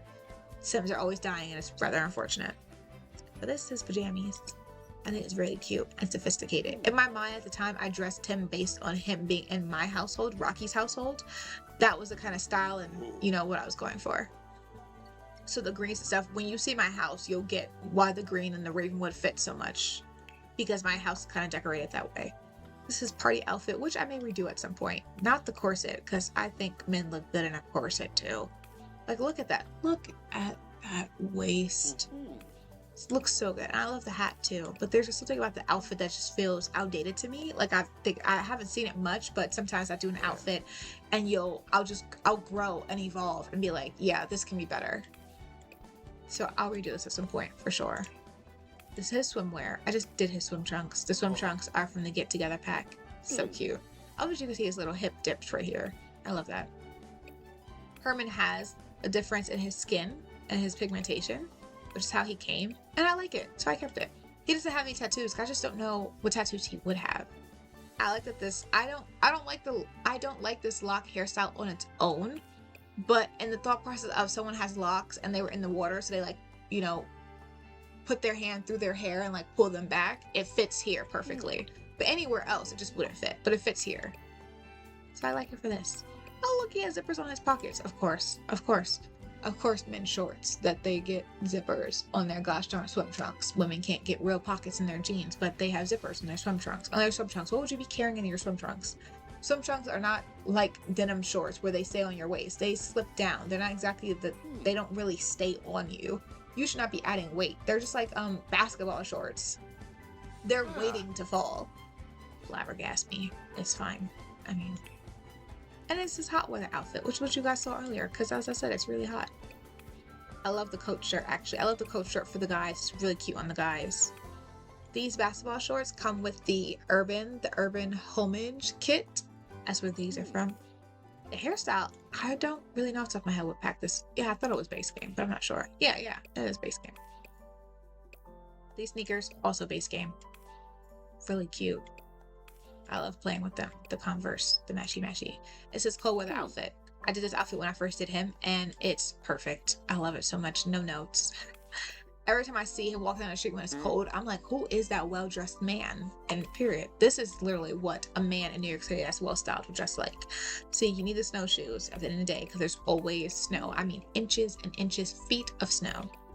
All right, you need the hat to stay warm, and the gold chain and all that is for a good look. It's just a good. It's so good. I love it. So right now, since I've been playing as Herman with Herman in the household of the Lancasters, Herman has been feeling very romantic and he's really wanted to be with Rocky. So since I'm Herman, I'm not currently playing as Rocky. He called Rocky over and one of the first prompts there was convinced to leave spouse. So it was Herman's choice, not mine. And he convinced Rocky to leave her spouse, so she did, and they're currently engaged. And we just had the family gathering a night ago. Was it the family? No, it was the engagement dinner. That's the 6-party type engagement dinner. Here, now I can show you guys. See, wedding event, reception, family gathering, bachelor party, wedding ceremony, rehearsal dinner, and engagement dinner. We just had our engagement dinner. Rosie was there, which is Rocky's sister. Rocky was there, and Rosario, I believe, was invited. And then our family, the Lancasters, were all there. But I want to do the family gathering, and Rosie has a lot of kids, and he doesn't know Gaudry or any of her kids. So Herman and Taryn are here at the house because we have a couple stops to make. We are here at the house to meet basically all of Rosie's kids and meet Gaudry so they can be invited to the wedding, because you only have one sim invite people, and they have to know those people to invite, even if they're close friends with the other sim that's like the bride or the groom. Both parties have to know them ultimately. So getting to know these sims, and that's how we got the bro trait, because he was talking to Edmund, which is like I think Rosie's second oldest. So we're making friends, and Terrence here. See, adorbs. That's what we're doing right now. And also, he's in a stage of grief, for huge, because in his mind, Shelby's his brother that they've never met. So Shelby died, so he's grieving that. The mourning stage will end after 2 or 3 days, and when the mourning's over, I've noticed that the Sims will always go into a stage of grief. Next to always. Taryn got over hers before we got here. Soon, Tori is going to be in another stage of grief because a good friend of his passed away just yesterday in the game. So after Tori's done with his mourning period, which is going to be the full day of today, tomorrow he'll be grieving again too. Which the grief thing is from the Life and Death Pack. You can't just let it play through because at some point the grief will move on. But if your sim did not cope based on what grief type they're experiencing, their personality will change when the grief goes away. So you can't just let it be there. You have to actively do something. No way around it. So here we are. We're getting to know the family. Look at all these kids. Look at all these kids. This is Rosario over here. This is her hot outfit. These are her outfits from when she was a teenager. She just became a young adult. But I don't plan on going in and redoing her outfits. No, thank you. I did them the first time because Sims just be having people just walk around mismatched and looking crazy. And I can't have my niece walking around looking like that. So right now, we're going back into the gameplay. Taryn's a young adult.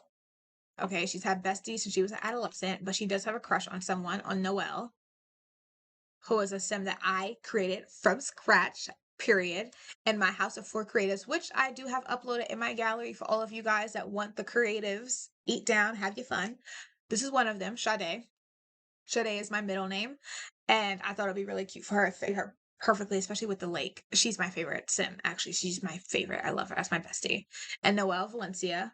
Valencia populated in the game, which is really cool, but I actually had a friend in real life whose last name was Valencia, which is really pretty.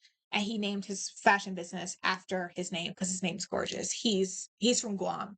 So I forget he told me how to say what it is. 'Cause I was like, if you're from Guam, how do you say that? Is that like Guamanian? Like, how does that? And he told me, but I completely forgot. So, and his name is Noel, which I named him that, and it's great. And then there's two more that lives in a household, Alexandra and Nayeli. Yes. So this is Nayeli Osborne. She's a bit loopsy because one of her personality traits are is what's that thing called? Erratic. She's erratic, and she acts that way. So her and I, as in Rocky Darling, are not that compatible, unfortunately. So I didn't get to train her as much as I wanted to. But hey, so that's Shelby. This is Taryn's dad. This is him here. So yeah, constant state of grief, even though she's never met this man. Never met this man. But hey, what's a girl to do? She has a lot of good friends. Where's Alexandra? See what I mean? Alexandra's not here, but they're good friends. Girl, I don't think Herman knows her. I want to show you guys the fourth creative.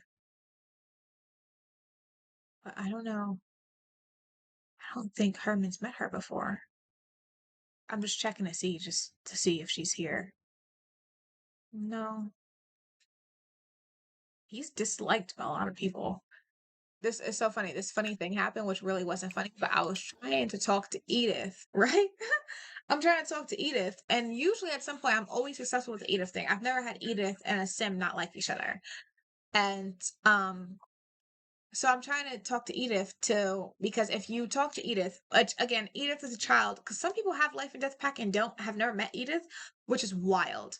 I would highly recommend, just as a side note, highly recommend, like, this is a sim hack. Whenever you get a new pack, game, expansion, whatever, open your options menu, go to your lessons, and read through the pack. Read through the pack.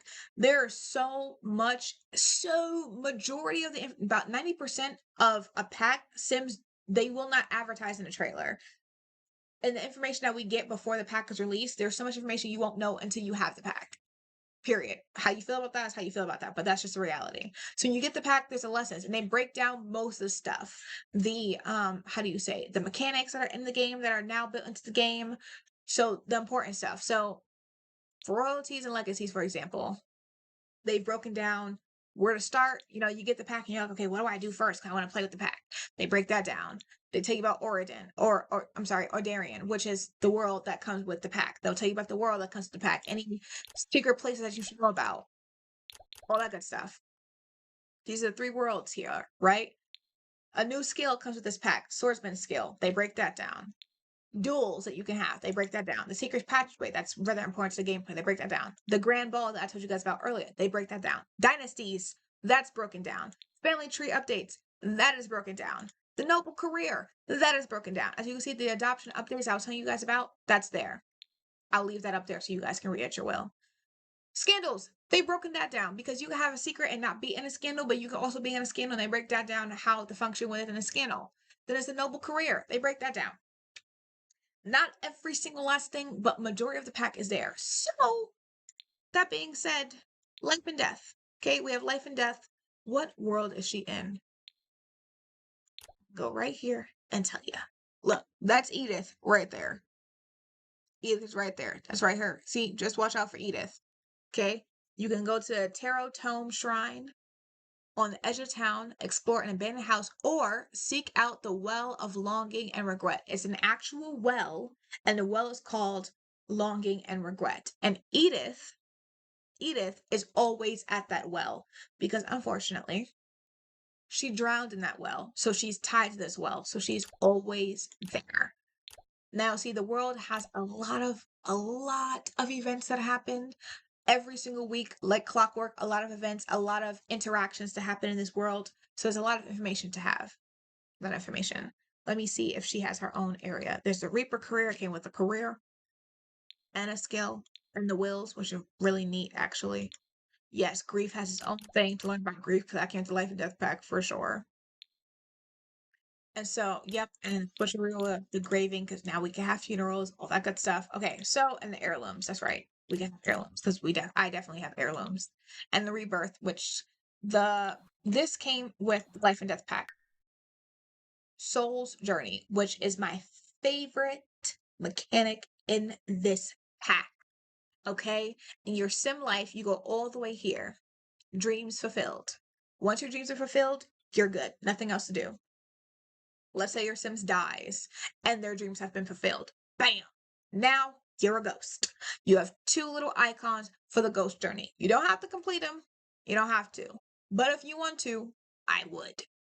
The first one here is newfound purpose, okay? Death certainly offers a fresh perspective. Herman now gains an extra ghost mastery experience point. Okay, when you're a ghost, now like other occults, how you have a mastery thing and you can use your skills, ghosts now have that. It's called ghost mastery. So you can be a good ghost, a neutral ghost, or a friendly ghost. It is up to you. But if you complete past this and you get here, you get the big picture, honey. With an unimaginable clarity of life, death, and everything between, Herman now has enhanced stamina when performing Ghost Mastery. But past that, just in case you're like, but I want to live again, we're getting there. Herman also acquired the coveted Burning Soul trait. With this trait, Herman can retain one personality trait from the previous life through the recall past life self-interaction in his next life. Now, when you're reborn, which I'll get there, when you're reborn, you can interact with a mirror to recall your past life, to like remember things from your past life. Now, about the reborn. Additionally, he will also have access to peer into soul interaction available on mirrors to inherit as many reward traits gained. If Herman chooses to be reborn as a younger sim, certain developmental skills will be instantly unlocked. Okay, there's that as well. You compare it to Soul, and it will bring rewards traits from also your past life. Now, to be reborn, so once you accomplish, because you can only be reborn if you complete the big picture. It's only two. Now, see, you have about 5 or 6 in your regular Sims life. There's only 2 once you're a ghost. Only 2. Now, you can stay as a ghost and play with your ghost mastery because it is quite fun. I've only ever done this run through one time, and that was with Tybalt, who again comes with the Royalty Legacies pack. This is him right here, actually, because Taryn has a good friendship with him, and they actually have an alliance together. He just became an elder in this save. In this save that I have, he's passed on in my other save, but he's the elder in the save. This is Tybalt. Tybalt Cap. He's the head of the Cap dynasty. Tybalt in my other save is my husband, and so which is why I had his completed. So when he became a ghost, I played as him to get him to the aspect of being able to be reborn. And once he achieves the reborn, they give you an option. You can be reborn right now or you can wait, right? It's up to you. Now, I have the Life and Death pack. I'm not sure where you would go to be reborn if you don't have the Life and Death pack, but I have the Life and Death pack, meaning there's this body of water in one of the, I don't know what to call them, let's just say towns, in one of the towns in the Ravenwood world. You go to this body of water, which is like purple, it's like purple and pink, you can't miss it. You go to the water, and you can be reborn in that water. When you are reborn, you can choose what age you want to be reborn as. I chose infantry for Tybalt, which is the youngest you can be reborn. And so with him being reborn, he carried over one trait. I forget what that trait was, but he carried over one trait. And he feels a connection to Rocky, who was his wife in a past life. He feels his connection as if he knows her. But he's only an infant, so I haven't seen how that carries on. But I think that that's incredibly cool. It's my favorite part is fulfilling your dreams, because you get discovered goals 4 at a time. 4 at a time, but you get as many as can populate here. If there are any left here, when you complete the dreams fulfilled, they'll carry over to here as unfinished business. And that's how you'll complete these two. You'll get a couple of goals here, and that'll be your unfinished business to complete when you're a ghost. So the unfulfilled goals, the undiscovered goals are awesome, in my opinion. You can get them on your own by buying one of these little books. There's like a little journal. And so you can, and it's called a bucket list, and you can write things you want to do in your bucket list, either that you've created or that you can let the game generate, however you want to. Or you can do what I usually do, which is just live through your Sim's life, and they'll populate as your Sim functions. So if you're an artist Sim who's painting and stuff like that, you might get aspirations of something along the natures of, oh, I want to be considered a fantastic artist, and they want to sell a painting, or they want to do a mastery painting and declare it, something like that, or they want to mentor other Sims in art 5 different times, things like that. Things like that. So, like right now, Harmon has one that unlocked on its own, which they will do that. It's called Time to Reach Glorious Levels of Fitness, which to complete it, you have to reach a level 10 fitness and then bask in your fitness glory. You'll either do that by clicking on them or looking into a mirror. It's usually one of those for a fulfillment like this. And this is your bucket list. And that's my favorite mechanic. That's my favorite mechanic with the Life and Death pack. I love it. But Edith comes to the Life and Death pack, and she has a well. The well, you can go there and you can wish for monies, a long life. Now, and like there's mad other things, but those are just literally just 2 of them. I like to do long life. Why? Because say if you have a Sim that's not in your household, and you have do not automatically age up off on an active household, but it's on other households that are not an active household, this is their age up meter, which exists here in the Simology. This is their age up meter. When this is fully green and reaches the end, they will age up on their own or be ready to age up, whatever the case is. Now, I made him young adult, but his green thing is full, which means if he's ever in a household that's not my active household, very soon he will age up to an adult. But if you go to the well and you get the mark of Edith, which is when you talk to Edith and you guys become good friends, you ask her for the mark, she'll say yes, she'll give you the mark, you go to the well, and that guarantees that your wish on the well will be a success, because it cannot be a success or be a success without the mark of Edith. I've never been successful with wishing at the well without the mark of Edith, so I just get the mark of Edith. And you can wish for a long life, which resets this all the way down, takes away all the green and resets it from the top. So I was trying to do that for Herman, but he was not in a good mood. He was uncomfortable because I think he was tired. And for some reason it just wasn't working. And for me, I don't be like, I'm gonna come back later. I double down. So I kept trying to talk to Edith. And the thing is, once you're disliked by someone and you're really disliked by them, being nice to them doesn't make them like you. It makes them dislike you more. Every failed attempt to get them to like you makes them dislike you more. And Edith only has 3 prompts. Well, 4. One is asking about the well. The third is trying to get her to cheer up. The second is just chatting with her, and I forget what the fourth one is. So there's not that many. We don't have that many. So I'm trying to do that, and I have a method that always works. Asking them in a certain order always gets us to become good friends. You know what I'm saying? Even if I don't do it in that order, I'm usually successful. Like even if she doesn't like something that I said, I've never dropped into dislike with her. As hard as I was trying, some way somehow we ended up. Where's Edith? We ended up. Give me a sec. Here she is. We ended up despising one another. And the thing is with Edith, it doesn't take long. 3 prompts and bam, you're good friends. So it's the same way backwards. 2 interactions, 3 interactions with Edith, bam, you despise each other. It doesn't take a long time. The lowest I could get it was down to dislike. And then I try to cheer her up or try to talk to her. Doesn't matter which one. Bam, negativity. It would jump halfway to now we don't like each other. And that is how this happened. As I was talking to Edith and she disliked me more and more, my reputation started to get bad because every time I said something to her that she didn't like, even though there's no mean prompts and I'm not being mean, I'm trying to talk to her, I'm trying to cheer her up. Those are the 2 prompts. The fact that she didn't like what I was saying, it registered in the game as me being mean to a child. So my reputation, her reputation is now a bad reputation. It used to be like up here. Now it's a bad reputation. It's not going down as fast considering the fact that he's not mean. It's inching very slowly. But now Herman has a bad reputation, and multiple times the game asked him to give him the personality trait that he hates children. And I'm like, but he doesn't hate, he's not being mean to her. He doesn't hate children. He's just trying to get the market Edith. That didn't work. I gave up. I moved on. Whatever. I'm just like, he aged up to an adult again. I'll just age him back down via cast full mode edit cheat. Whatever. It's fine. But that's why his reputation is not that great. That is why. That's why him and Edith don't have a good relationship. It's unfortunate. So now we are here, is where we pick up. We're meeting Rosie's family to invite them to the wedding because I wanted to do the wedding before Tabitha and Tori pass.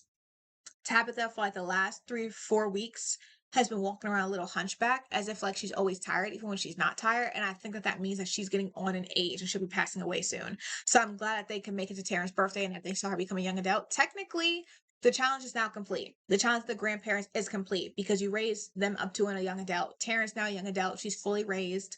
Technically, the challenge is complete. It only took 2 weeks playing it for a few hours every single day.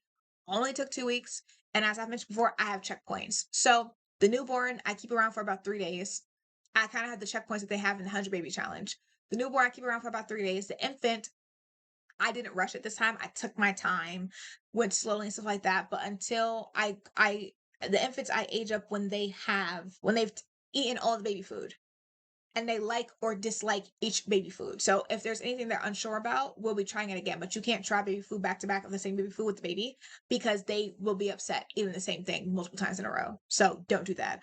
And then so I took my time, and once she had tried everything, which was about maybe a month and a half of her being an infant in the Sims world, and then she was a toddler, and I aged toddlers up. In the 100 Baby Challenge, they have to be a level 3 in all of them to age up.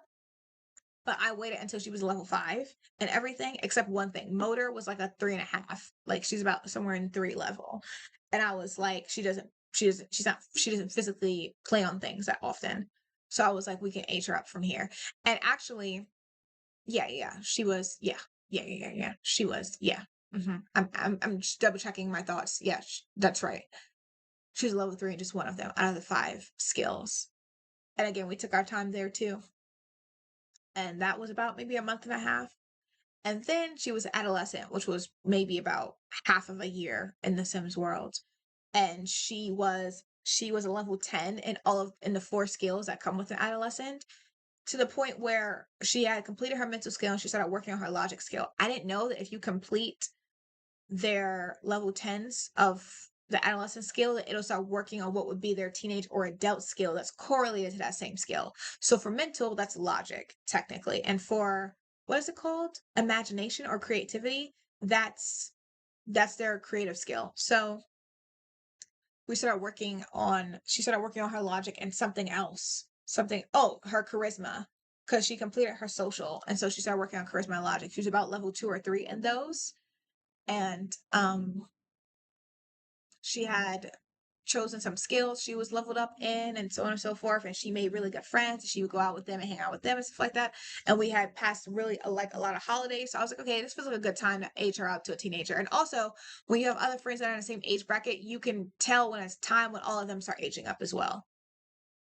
So then she became a teenager. She's been a teenager for a good period of time. She's a level 10 in about 5 or 6 skills. She completed about 3 aspirations or so, about 3 or 4 aspirations. She had 2 different after school jobs at some point. Like she completed Scouts. She joined Scouts as an adolescent, completed it as a teenager, and then she got an after school job in retail, which she got to the full level of career in that. What else? She's earned 2 master perks of her own, which is skillful sleep and in the zone, which the secret spice was given to her by one of her grandparents. So see, these are skills that were level 10 before she was a young adult. Because again, that happened last night. By last night, I mean at 2 o'clock this morning. And she had a lot of best friends, a lot of people that she has met and things like that. And so I was like, this feels like a good time. Like we're pretty good. We can go into adulthood, all that good stuff. They had gone on vacation together, beat out a scandal that happened accidentally, all that good stuff. So this felt like a good time. So here she is, a young adult. And it was no rush. We played it through. It took only about 2 weeks. And by 2 weeks, I mean a full 14 days, a full 14 days. 14 days at minimum, 20 days max.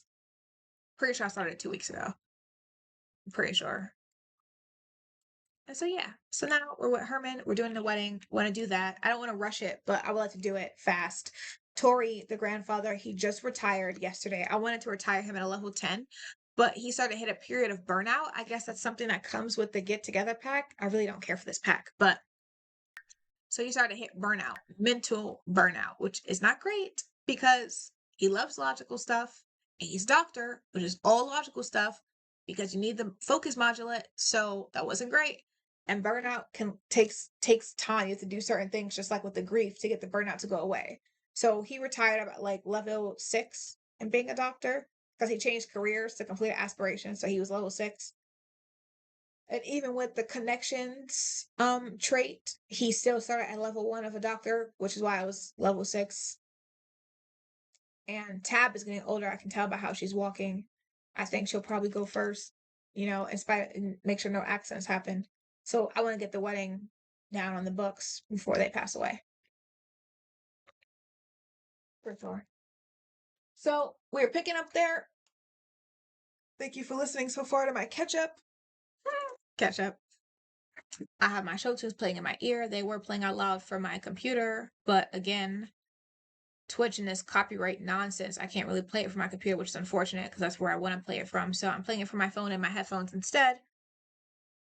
If you occasionally hear me sing from a song, I am so sorry if I'm pitchy, but I'm not a professional singer and I don't owe anyone pitch perfectness. I sing as a form of joy, as most people that sing, whether well or not, do. And so, you don't like it? Close your ears, mute the computer.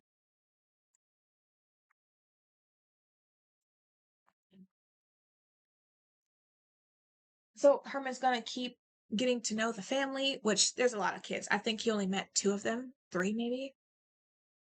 He met Rosario. Rosie he was already friends with. So he's met, I'm sorry, I'm looking at Tori. He met Edmund and Rosario and Godry. Yeah, so we have like, what, 5 other kids? We'll be here a while. Wadisa.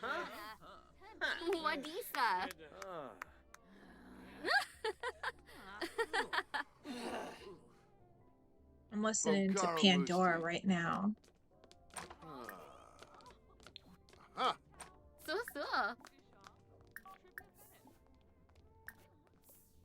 Miss Stevie Flina. To reach out to for help helps with getting your grief under control, for sure. That prompt helps. I say that because when you're looking at the grief, it'll tell you what will help the grief go away in a timely fashion. But that one be mentioned that there are talking prompts that also help the grief go away. Huh? Wait a second. This never happened before. I'm really confused. There's no space for her. They live in a tiny house with 2 bedrooms. The only reason Herman has somewhere to sleep is because Tori doesn't sleep anymore. I use his 10 satisfaction points to never get tired, so he doesn't need to sleep in the bed. But Herman shares a bed with his mom, like little kids do. So there's no space for her. I don't know about that. If we lived in a bigger place, I'd be like, for sure, that's awesome. But we have no space for Rosario.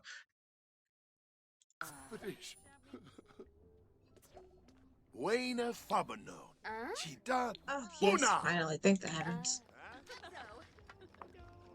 Oh, I'm glad she's not mad at me about it.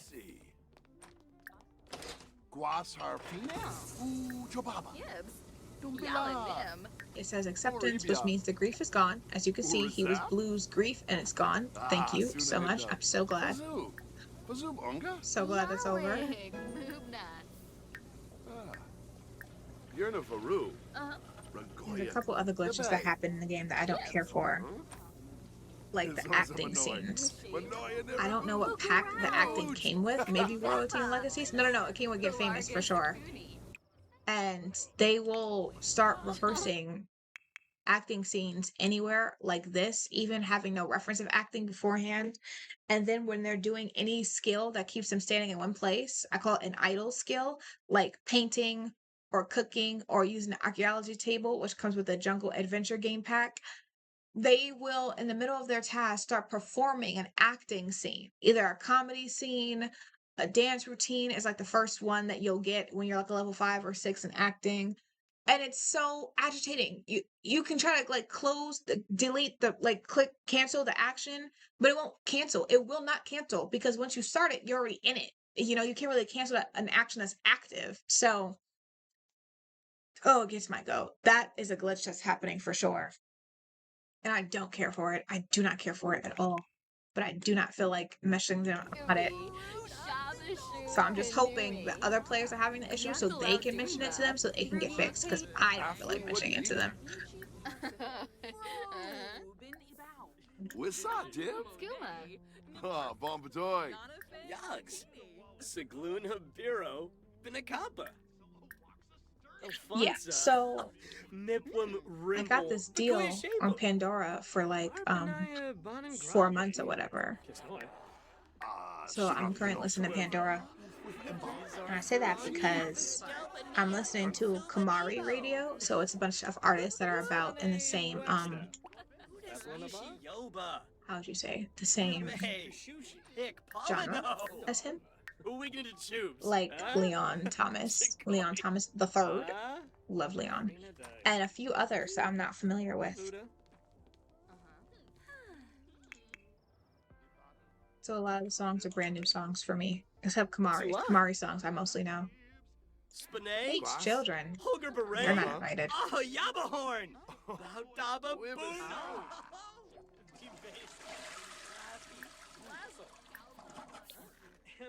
Lusa, Ni, Fala, Ruda, Godi. Yaba,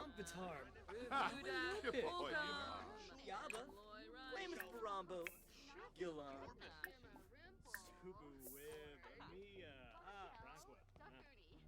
Shabby Daza. Oba. Babsi, Diglash, Sula, Oh. Bomida, Lem Tim Yanabi. Persona Diola? Oh, shoot me around. Kamu. Filma. Oh, Yipsy, Yipsy.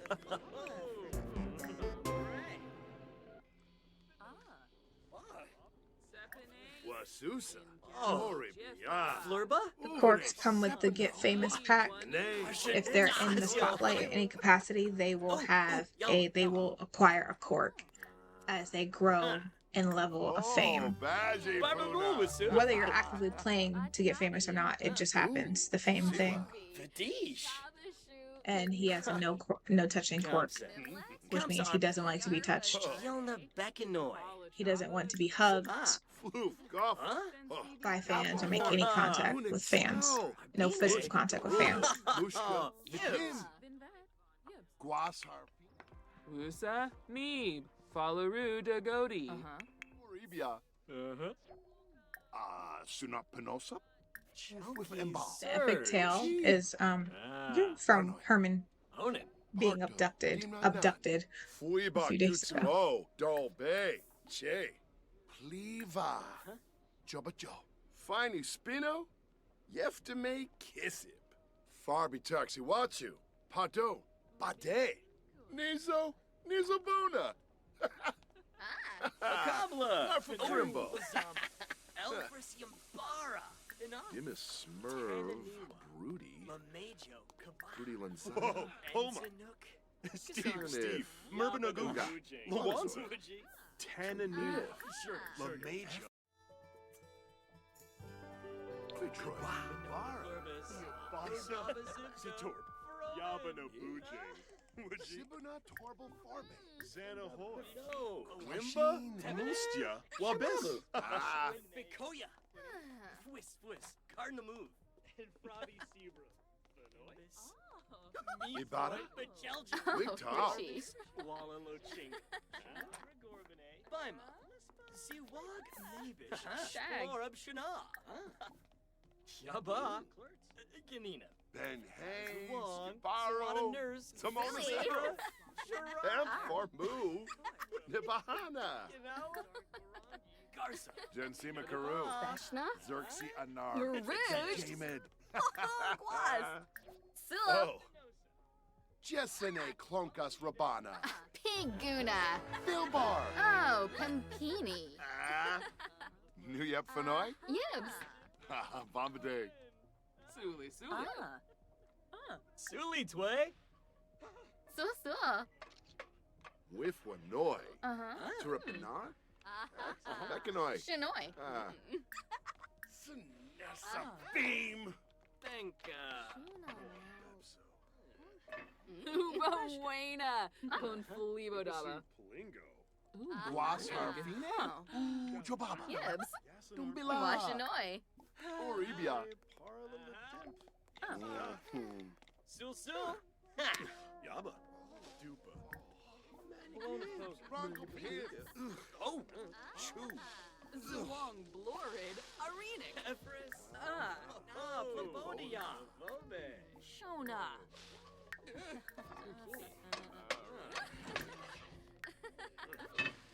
Shabini. Woonfik Shayamat. Ayabaya. Biniam. Shunik Laba Arbank. Zombie Nufa. Wane Che. Boha. Zerguni Swarspa. Bikoya Slam. Wadida. Abrupt Banorla. Mal Spec. Jida. Farby Taxi Watsu. Hado. Bade. Huri. Brabna.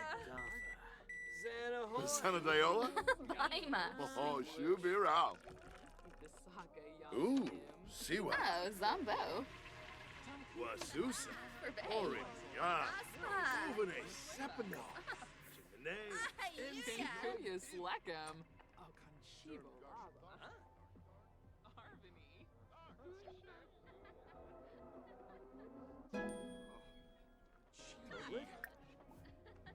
Yaba. Sharuna Zanice. Amgihab Scuba. Where did these red envelopes come from? Kabla. Kabla Charbe. Oh, never seen these before. Zorba. Subikoy. Okay, I think I met everyone. Great, because Taryn has a new aspiration that she needs to complete.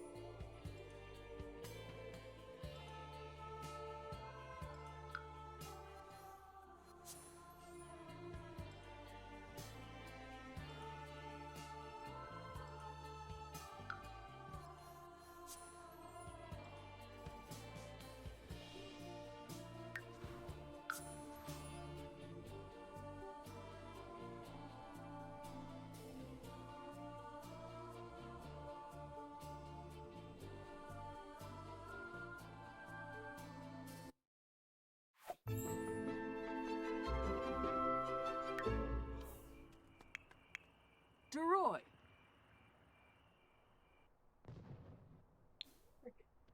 Please, I don't know if this actually has paintings or not. No, they do. I think it's on one wall though. Here, that has like the one wall painting. I don't know. Maybe. Are these checks?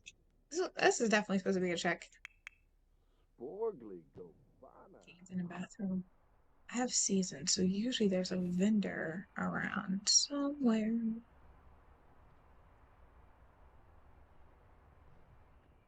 This is a park. Any food? This room is hungry. I see no food. That's unfortunate.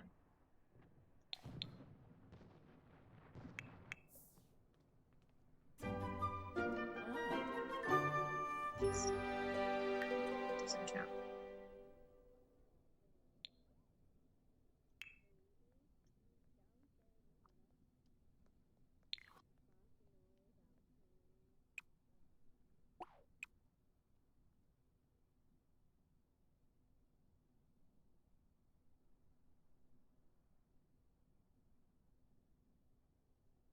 These aren't a painting. Oh.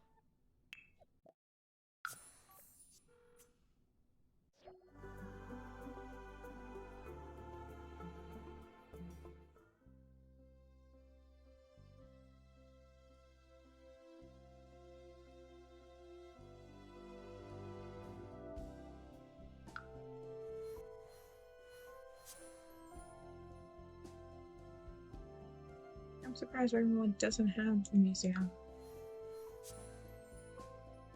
I don't think I've ever been to this museum before.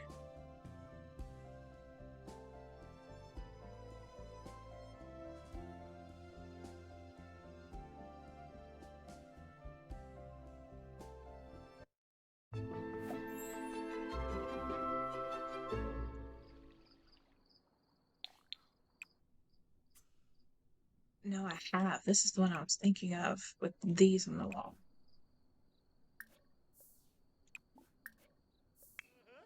I never noticed these tables before. Why tables and no food? Look at the really cute swing set. Adorable. Ceramics glass, and then up here they have art. Very cute, very cool. Now I like a still life painting class. I love. We need to find some food. Herman. Herm is hungry. Any vendors still open? It looks like they're all closed. To be fair, it is midnight. It's unexpected, but he's not gonna leave his sister out this late by herself. Don't worry, we should only take a moment. Oh my goodness, we hit the paparazzi fight? Really? Only at level 3. Yeah, for the get together pack, that's the hardest part for me is the paparazzos. Genuinely, I see why celebrities be blacking out over it, because it's something. And I love the fans, but they'll follow you anywhere. The amount of fans I've had follow me clean into a bathroom is not even funny. They'll follow you clean into a bathroom.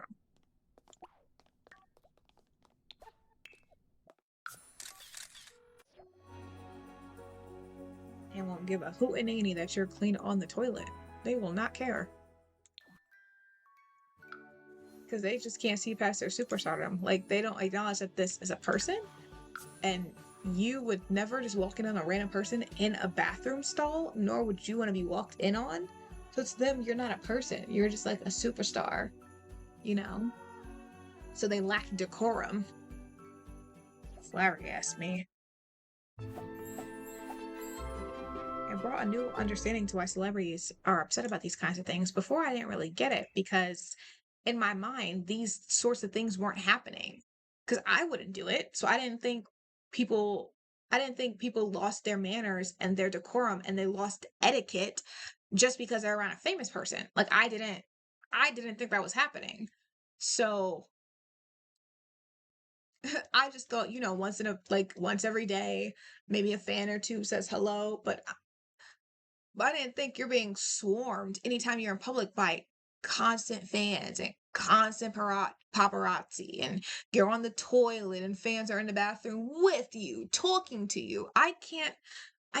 People can't talk to me while I'm using the bathroom. I can't focus that way. Like, I can't have a conversation and use the bathroom at the same time. Like, everything has to be quiet. Everything has to stop for me to use the bathroom. So I can't imagine. And the amount of people that I've seen and met in life that feel uncomfortable peeing in a quiet, or rather urinating in a quiet bathroom, that they don't want people to actively know that they're urinating in the bathroom. Imagine you're urinating or pooping and there's a whole fan talking to you And not only are they talking to you, but in this day and age, they're going to post about your interaction. They're going to tell thousands and millions of other people about your interaction.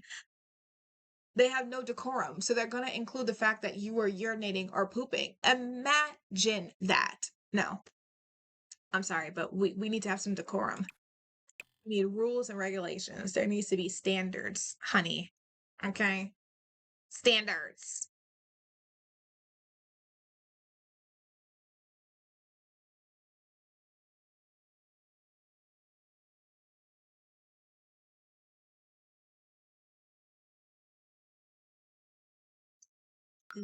Yeah, she's definitely a savant. I grabbed the thingies based on personality. Hey, Barangi.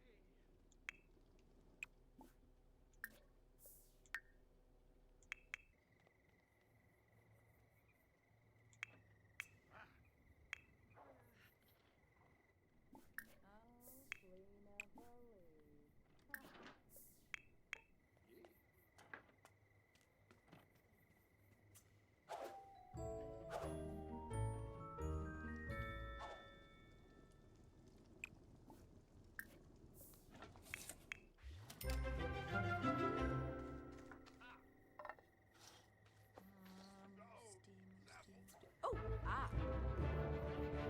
Ooh, Zabi Moonip.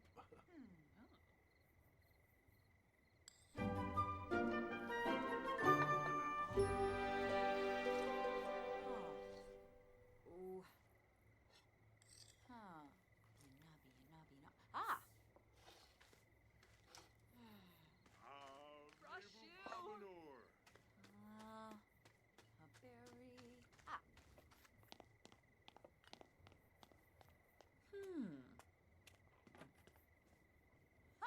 A Brian.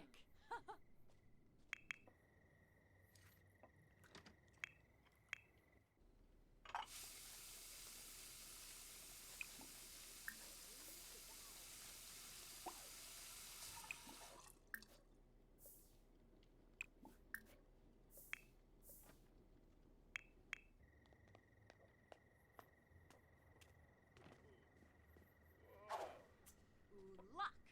Yikla. Ha.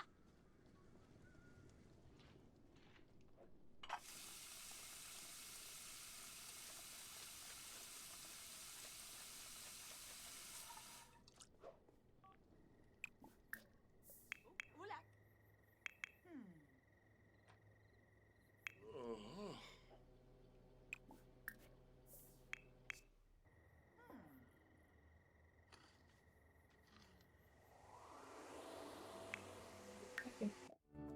Okay, so we can plan the family dinner, family gathering for today.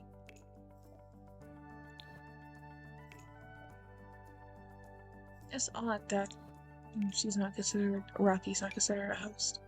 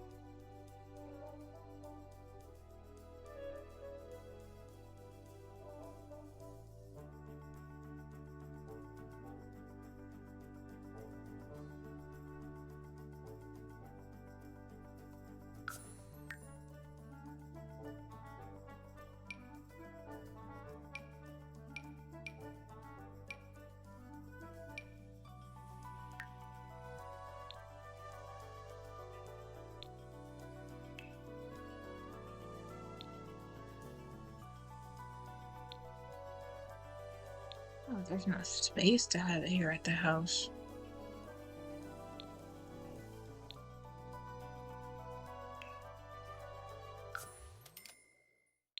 Hmm.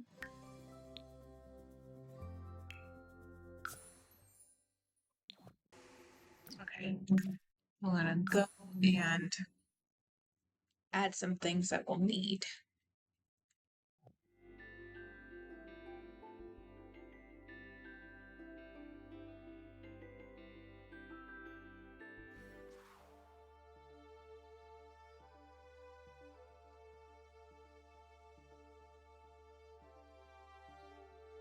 I'll be right back. I have to potty again.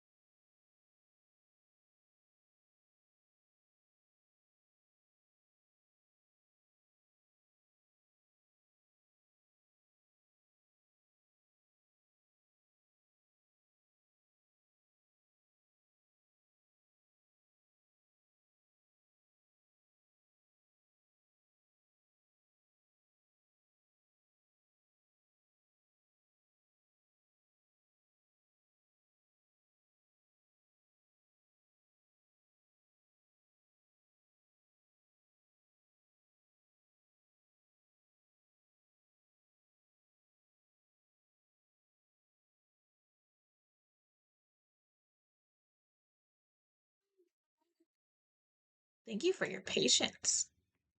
Been drinking a lot of water today.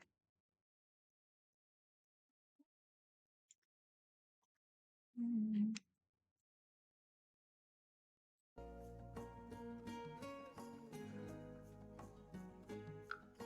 Let's go to snooze.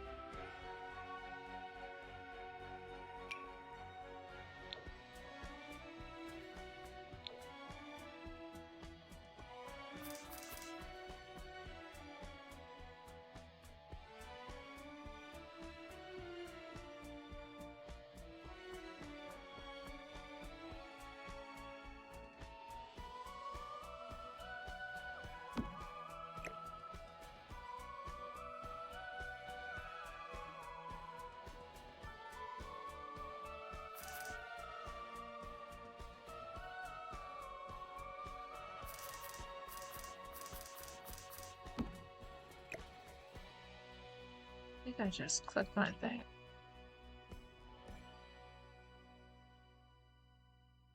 There we go. Change my mouse speed by accident.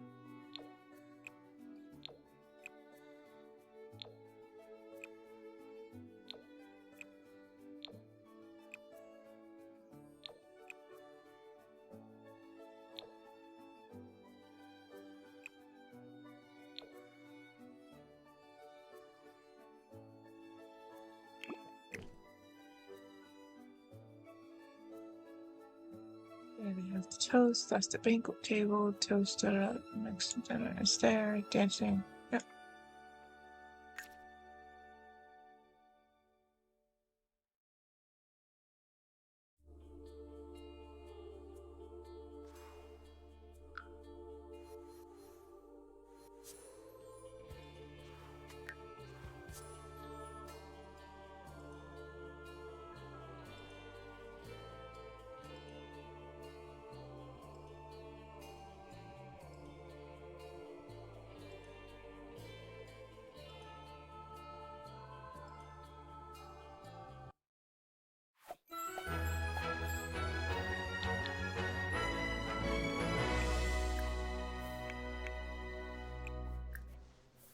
Yeah, Bimidak.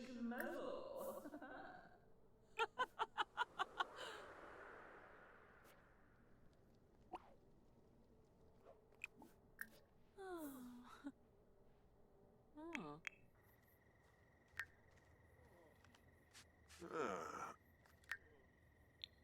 Ah. Illinois.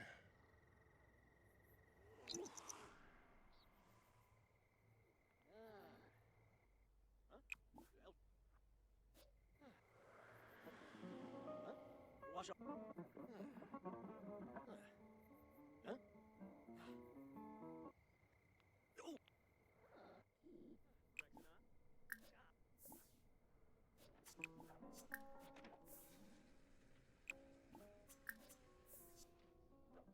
What's me?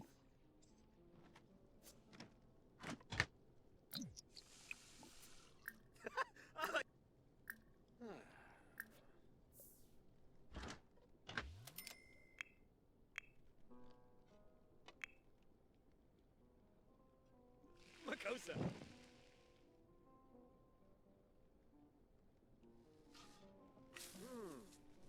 Oh.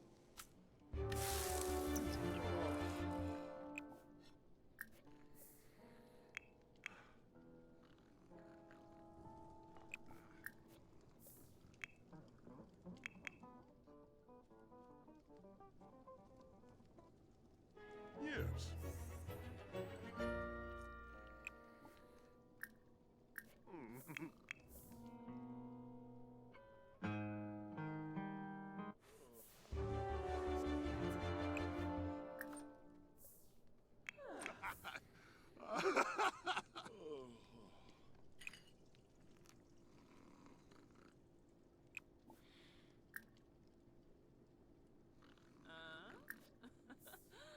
Uh-huh.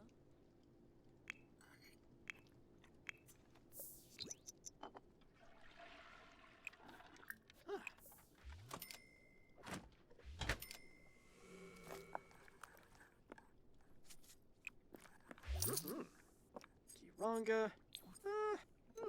Ha! Small. No big Sherman.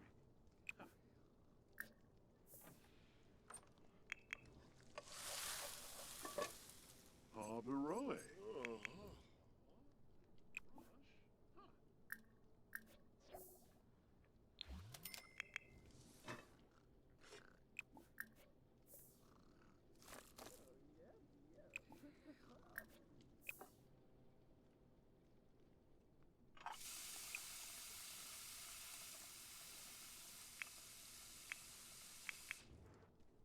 Baroda.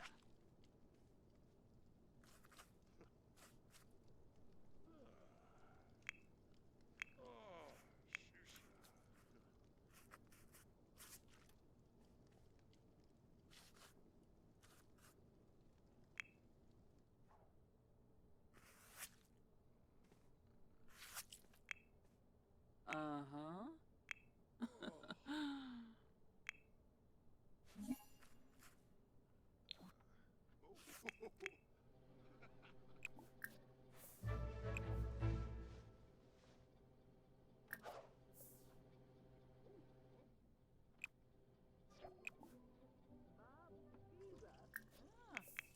Oh, Palingo.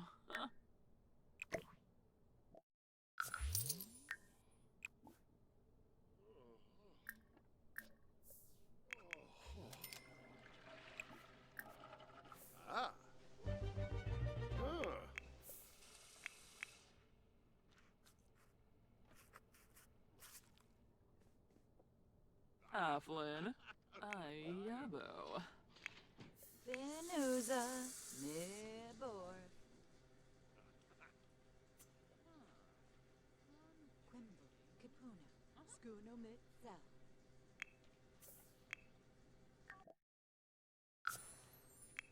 Galimpoposa.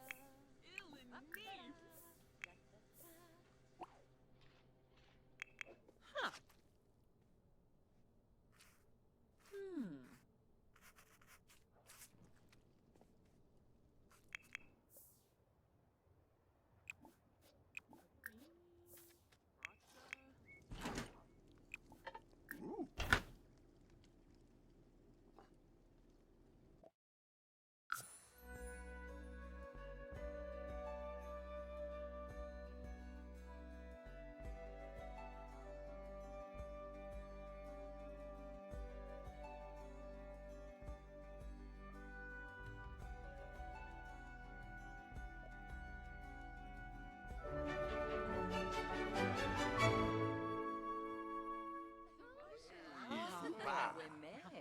Brenna. Skuno.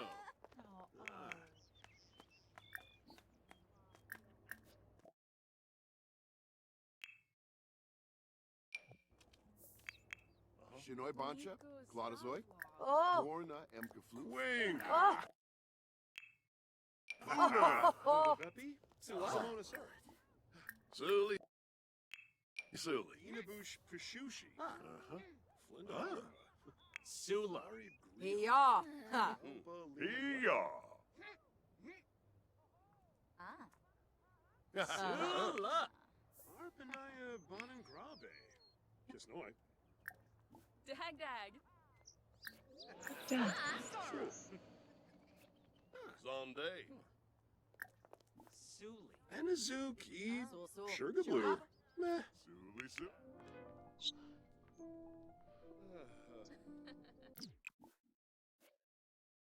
You want everything good. Always let you want something. Don't want you around. Flicks. Aha. Good choice. Martini Pashanizo. Dabishi Slekam. Lamita Noonkin. Ken Shaken. Polgad. Lunch. Brona Swabo, Asifuna. Sminchy Lem Duff. Shiauzi, Zoban, Oh. Ebony. Alnoy. Oh. Muchi Pichi? Mikos Yaflob. Ah. Yipsy.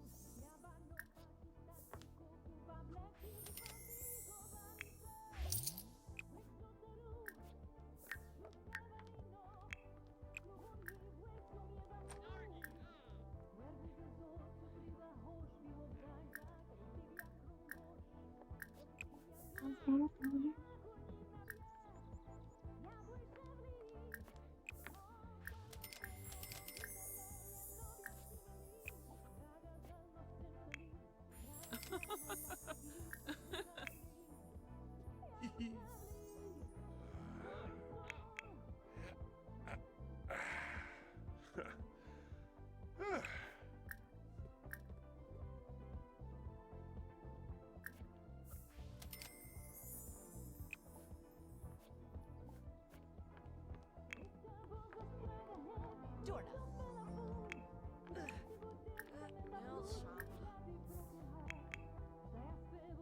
Huh?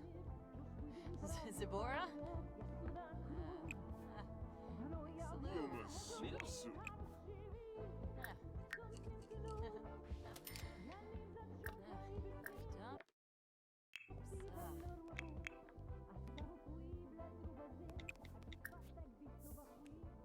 Bonji?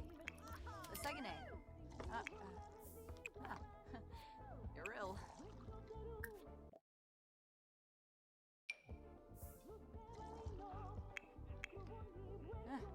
Oh, Stifa Mubis, huh?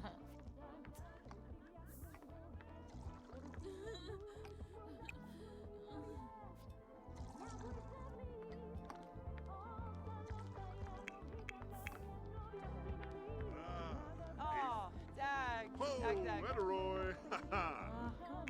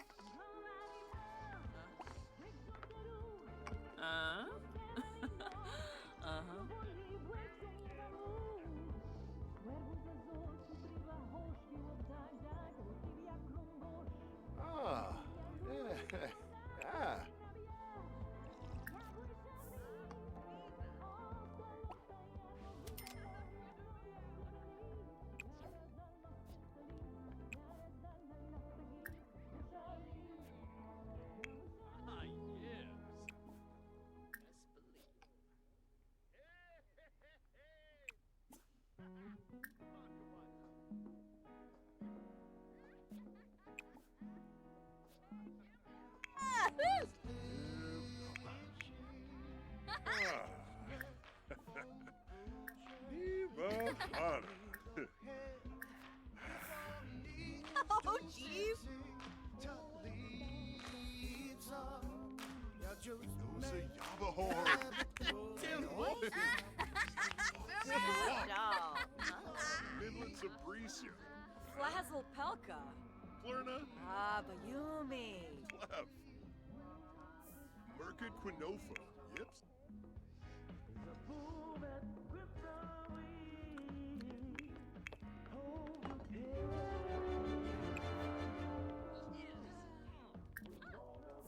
Whoa! Yeah, papa! Woohoo!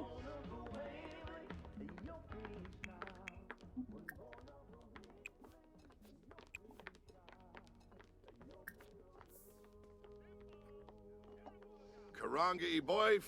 Sabao. Gaunum. Ina prep.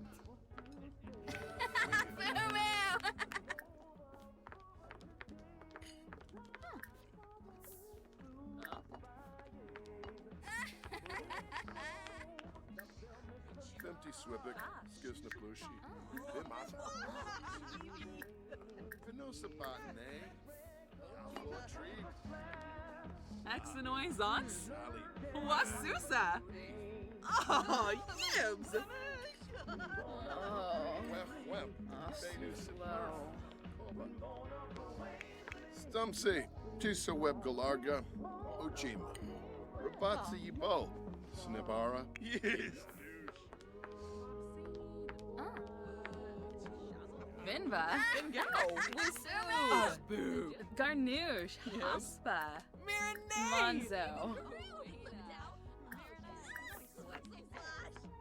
Dag dag. Yo. Ubis! Zuni Bull! Una Turb! Dina Pomfrey!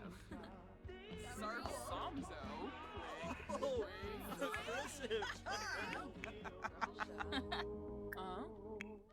Gorabani Shorg. Zimze Jaws. Glamula. Unzirpa Flus. Yawa. Snibara Watanini. Ebao. Karenzi. Yakalo. Ha!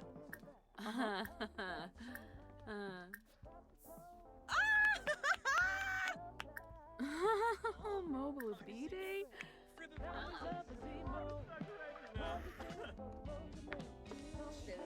Zibora. Oblish.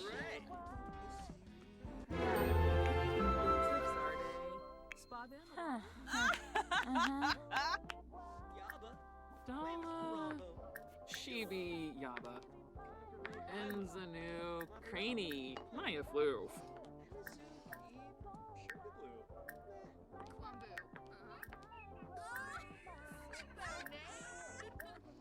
Merkel Zero?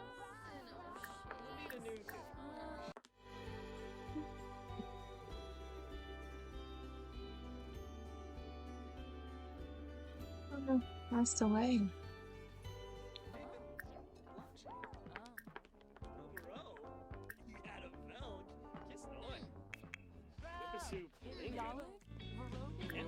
Oh, me boof, Narskal.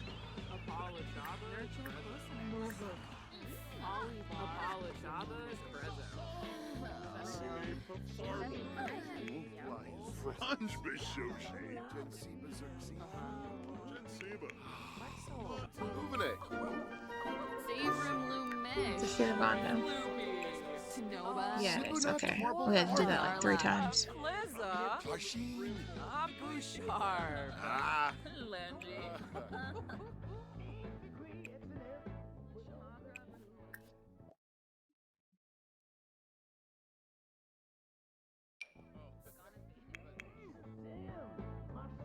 Aw. Vati. For Bay. Henbei. Asma. Yishla Henbei. Oh. Sorry guys, there's a bike going by.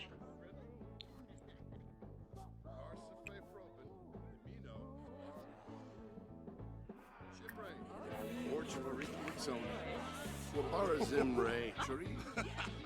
Gosh. Oh, hey, hey. Professor, no. Yanabi. Samba. Dag. Oh, Shannon. Doba Harfin. Oh, get off. Fantastic. Loaf. Ah,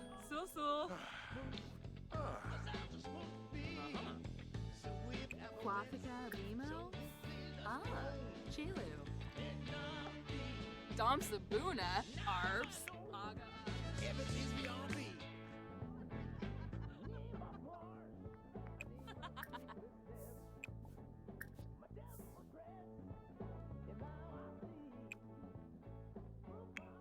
Hey, brother.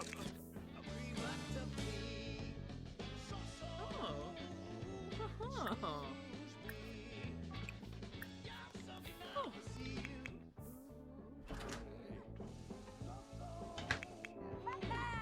Woohoo!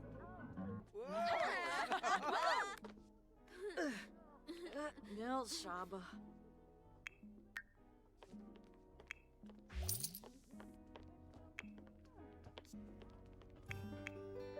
Uh-huh.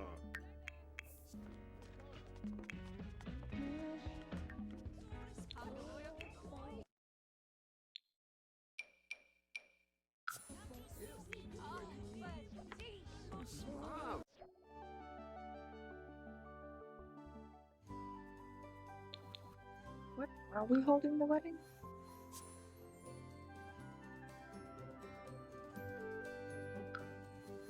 I don't know. Let's go vet some places.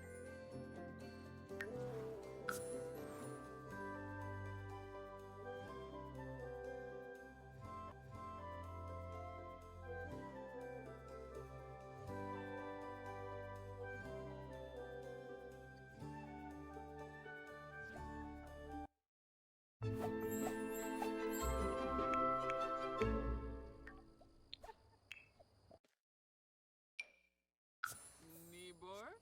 Yeah, boya.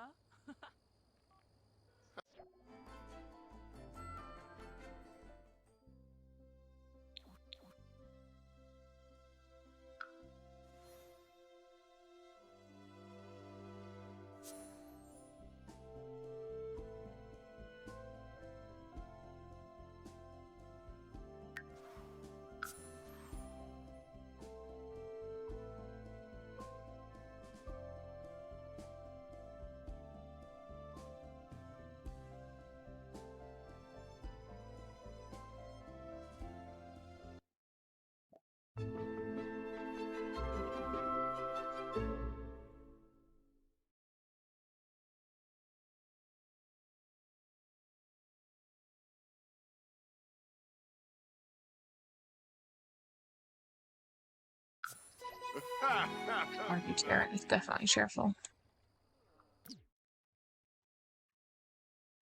Oh, this is cute. I like this. Tells you about arch. Is it an aisle? That is an aisle. I'm gonna change the color of it. I like the petals, the rose petals.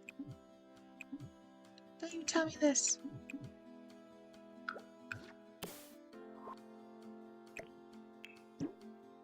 It's on top of a rug. Interesting choice.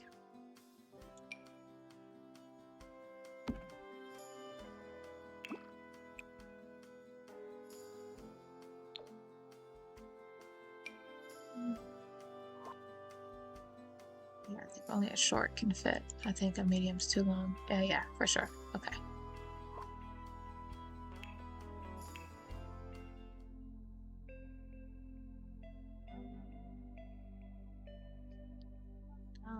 No, what rug I'm looking for?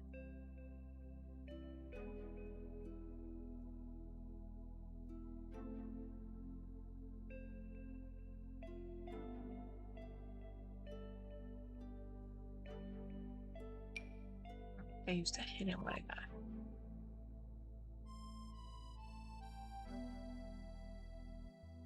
Here it is. I'm looking for.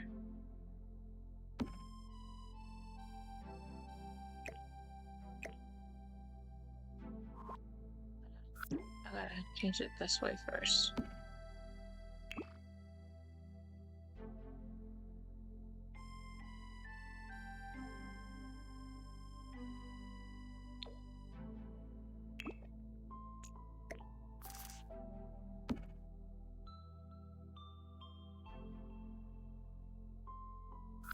think I want it white, actually.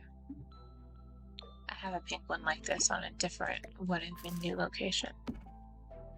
Yeah, it's so cute.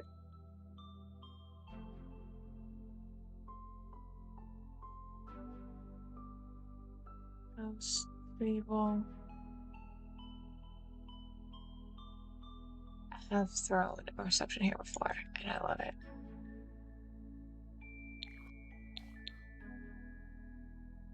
Let's get one more table.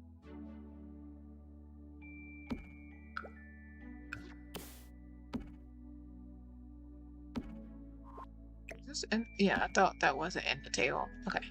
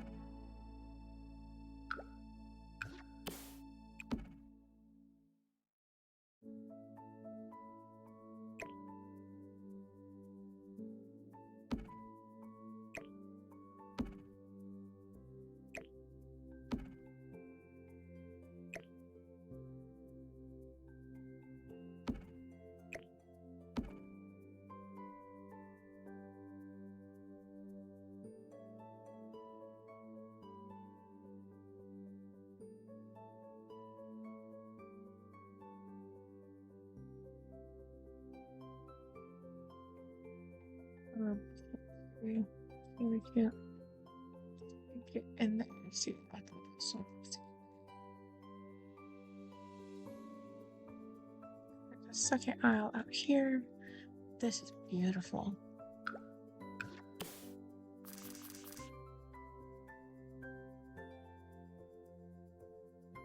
What did I...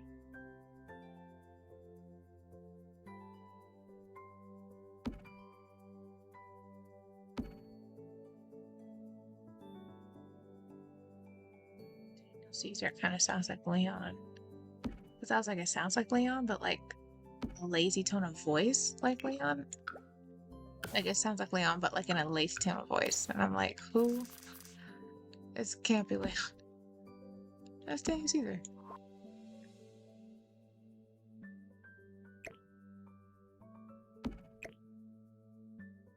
I don't mean lazy like Daniel's being lazy, by the way. I mean like it was the way he dragged the note of this song. I feel like that's the best word for it.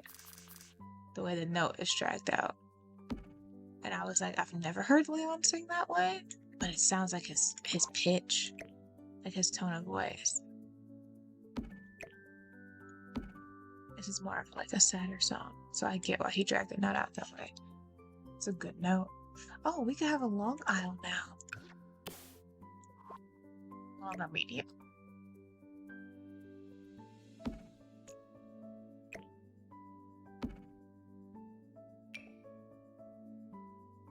This doesn't look pink, that looks red.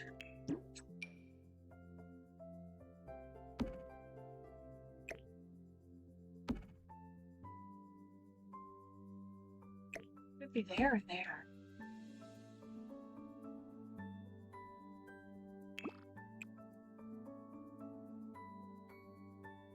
There we go.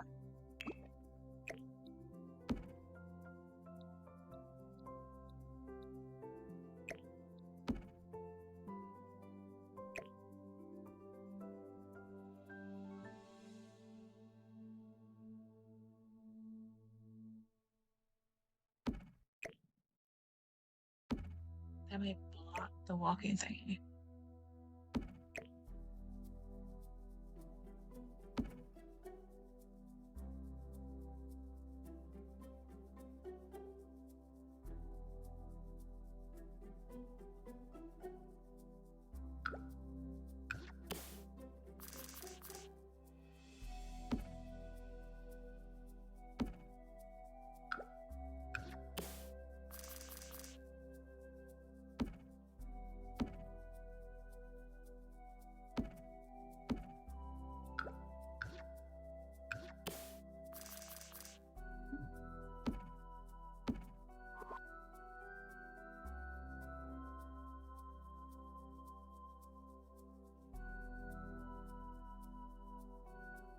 Let me see what the upstairs is. The staircase is over here.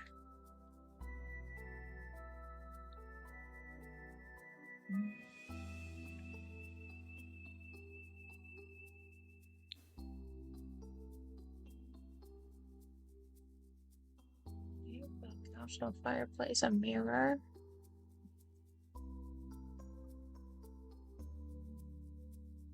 I love the balconies. Balconies are beautiful.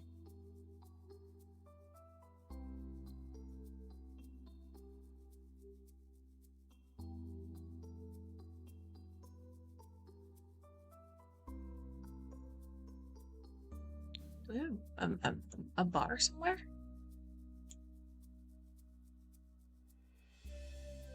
We don't. I'm gonna make that this area because we have a sitting area over there and we have a lot of tables. Oh, there's a bar. It's outside. So it's dance floor. I see the speaker.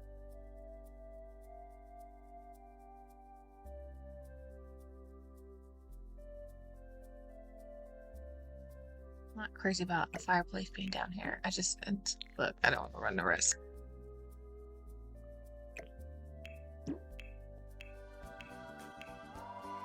My sincerest apologies, but I have to potty again.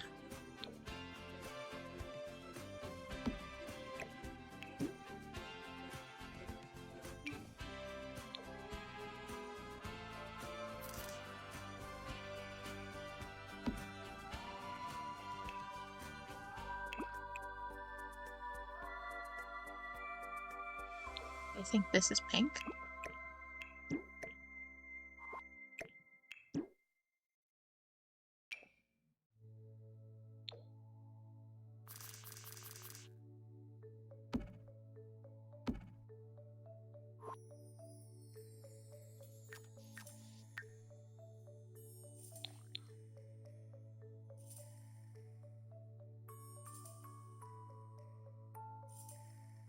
We have two toasting.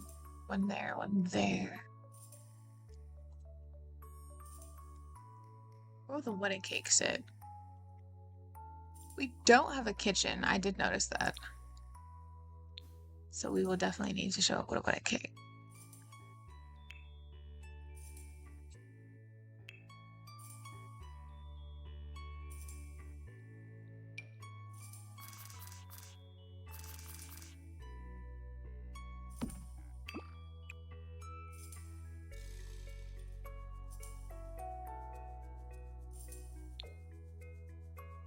Be right back, guys. I gotta go to the bathroom.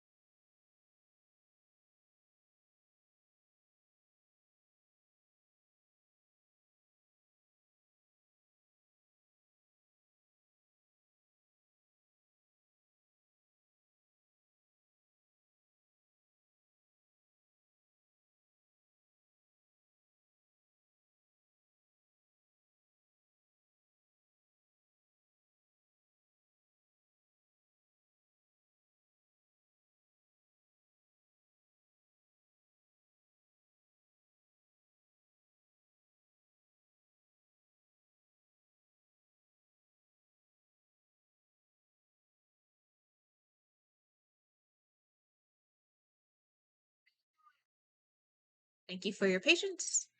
I have returned.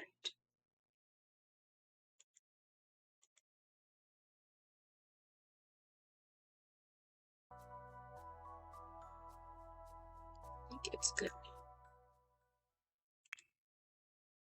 Wish me luck on my long life. Huh? Nefnis. Nibahana Drub. Oh! Shirsa Gribara. Memphian Zerpa. Lahoin. Spalim. Zappin Quarjabin. Shimre. Lons of Zarde. Floof. Goff. Mira! Appahorn. Oh! Unik Snow. Frolis? Mushka Garul. Oh, Mushka. Sababa! Mipim. Ibsy. Fadish.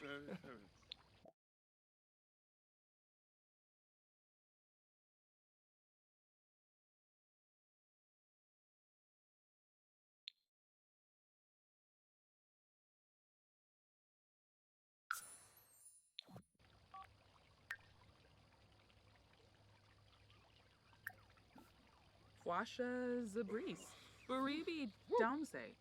May pick Yimbara. Oh. Vadish. Kiarba Lonsif. Spabim. Pardu Skitna. Washa Zabris. Bobsini Nabora. Shazzle? Gosh, Bella Woofna. Oh. Benor Yeah. Quarb. Birchie Bepsa. Woo! Hard grip! Pin boy! Jensiba. Gibbs. Karoo. Turfna. Ah. Zarzu. Yeah. Over there. Oh! Come from? Menzu. Oh. Nabi Yermish. Suli Suli. Oh, Circuit Blue. Oh. Uh-huh. Zonde. Suli, Suli. Quimble. Like, just walk up and be all up in your business. That is crazy.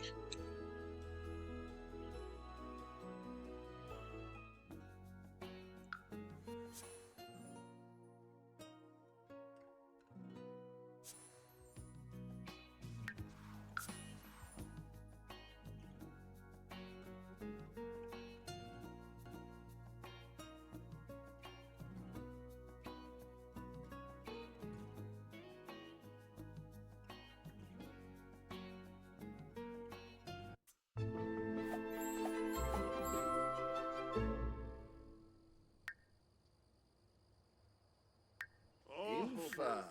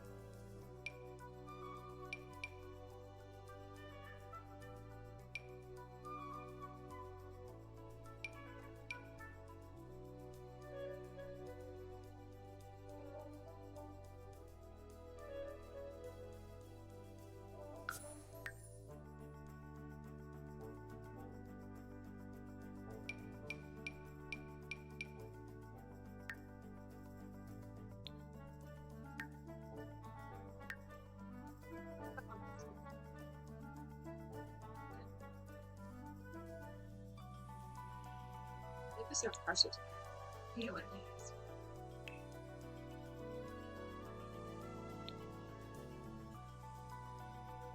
I realized it was already nighttime.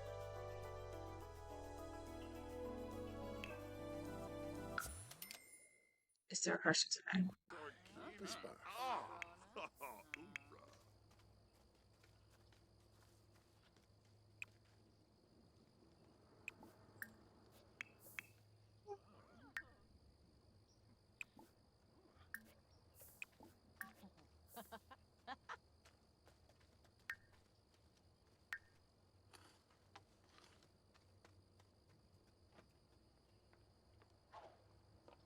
Mm-hmm. Saboya. Ah, in a bush. Ulak. Bean Koya. Kiarba. Ablo. Binaya. Oh. Ooh. Aha. Pardue.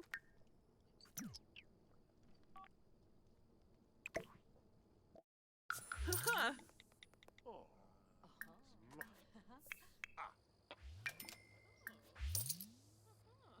Ha! Zoy Beam. Uh-huh. Ah.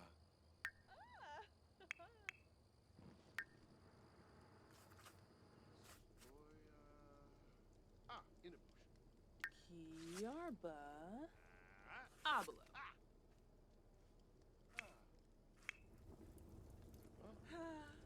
Huh? Shermie? Oh, Shalade. Oh.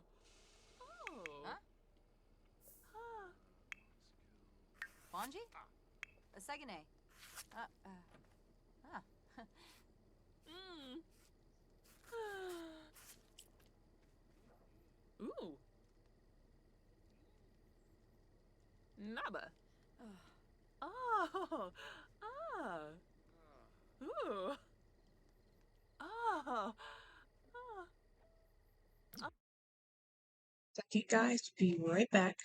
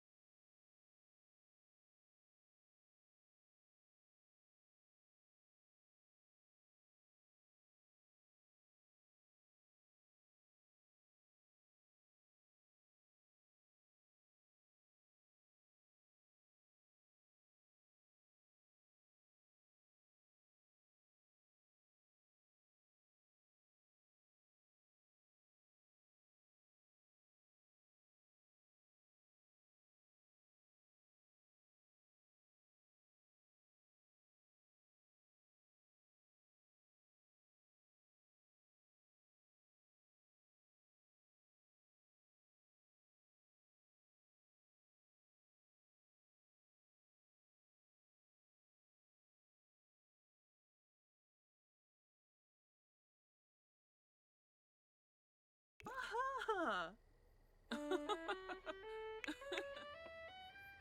Ooh. Sheesh. Ah. Monskill. Ah. Huh.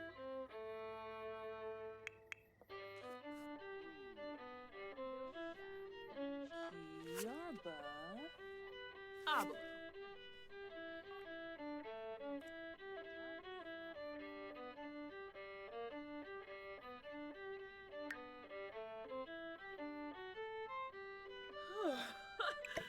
Ha.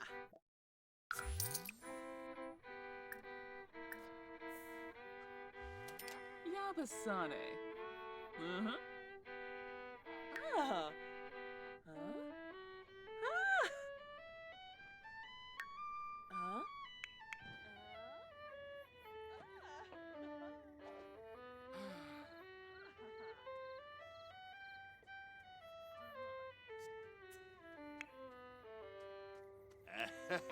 Cheflet.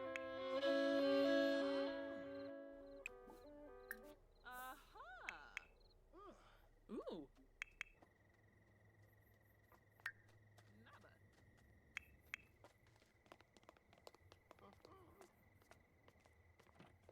Yo, Zip. Khalifa. Oh. Oh.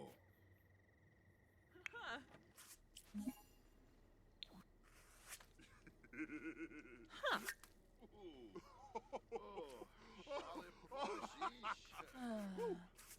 Foolin' a Shokya. Uh-huh. Finba. Saluna. Brute. Nimlets. Shiva. Hmm. Ah. Aro. Naba. Podge Arugaba. Fulana Shokya. Oh, Finba. Saluna. Baru. Shimaraga. Cebu. Huh? Buffy? Ah! Yanalim.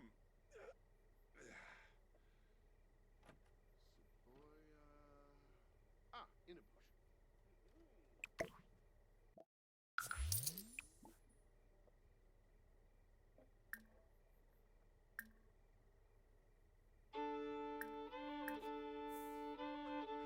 Ah, yes.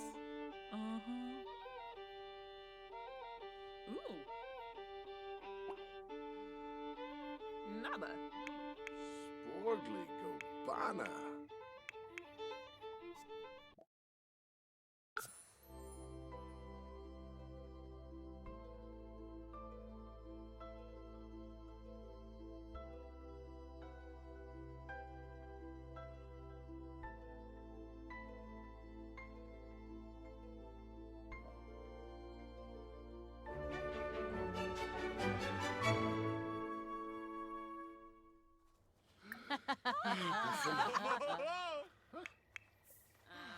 Parsagopra Bay. Varanoi.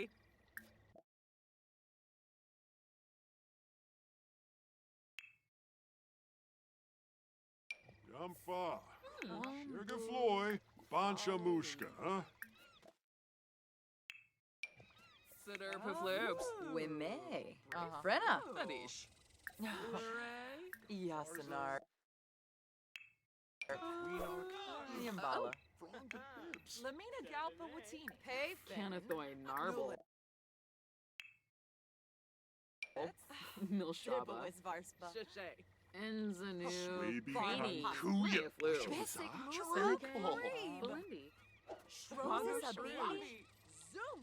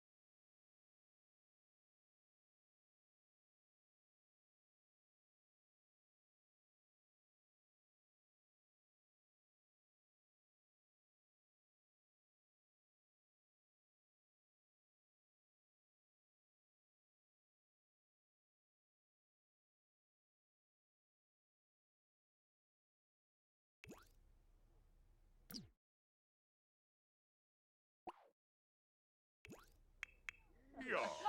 Probe.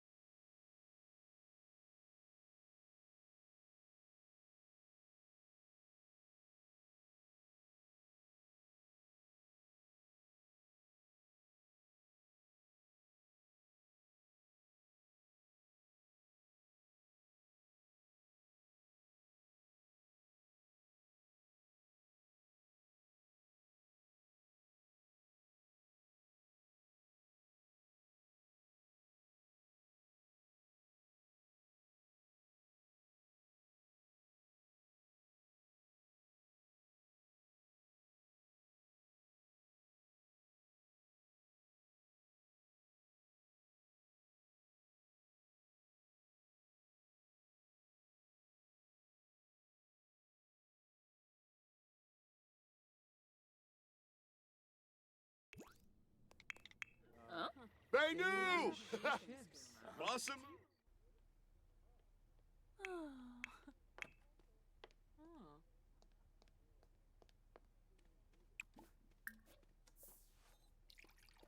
Oh.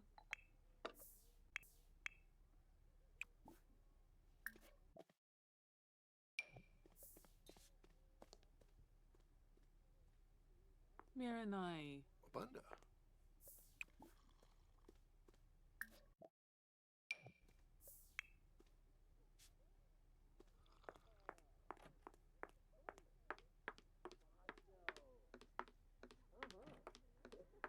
Yibs.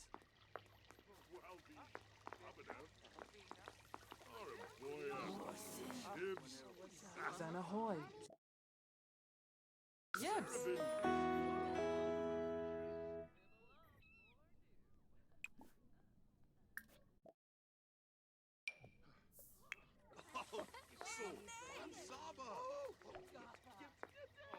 Uh-huh.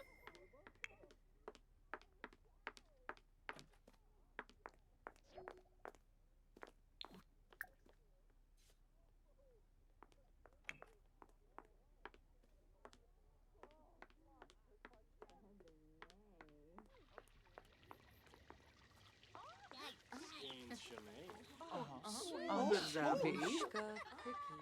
Shribs. Chubarao Zombies.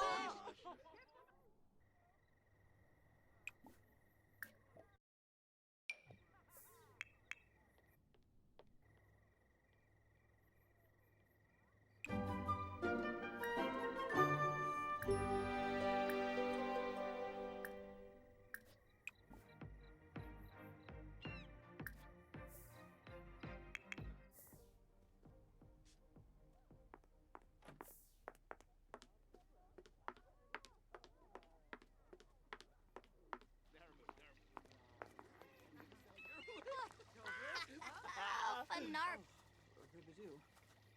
Zanahoy. Vadish. Fribby Sharnoof. Brumas Temple. Clevite Quavo? Vanu Sublur. Ew. Gibarao. Oh,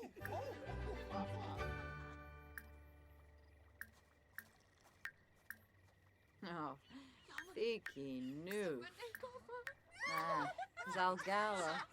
Quexy.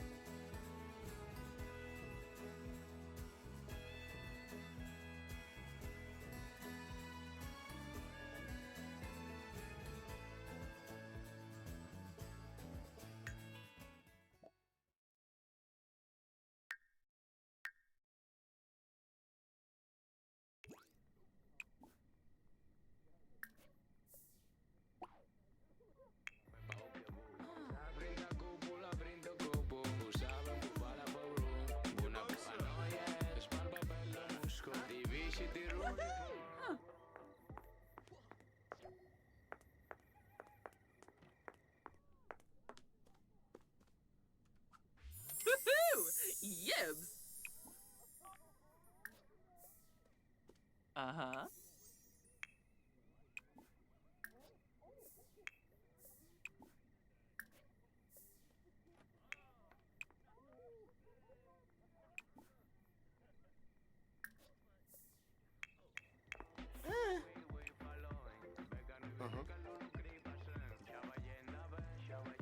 Umfra?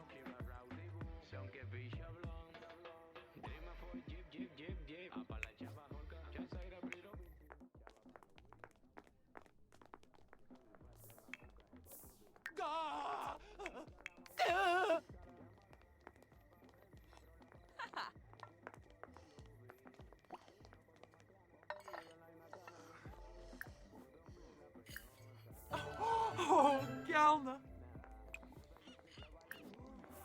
Nusha Kublo. Yummy Tams. Yes. Dag. Sycophus. Balafoy Obey. Narb Merve's Droger. Yasanar? Absent Keep Bafatamor. a Mel. Filbar. Turip.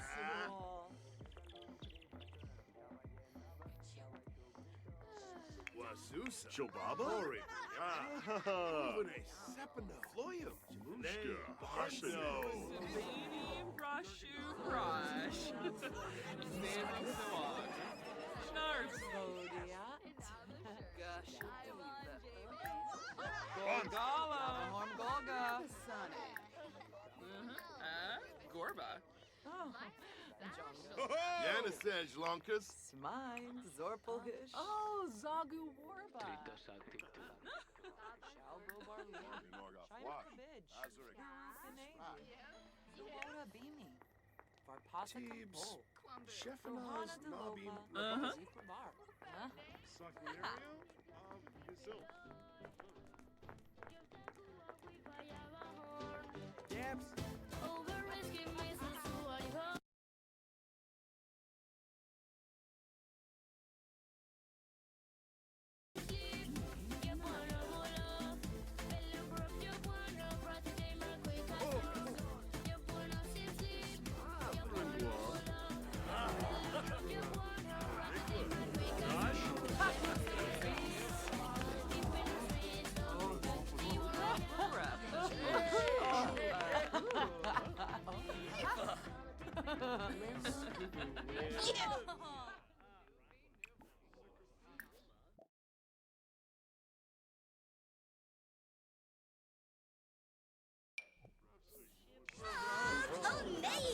Sarpava.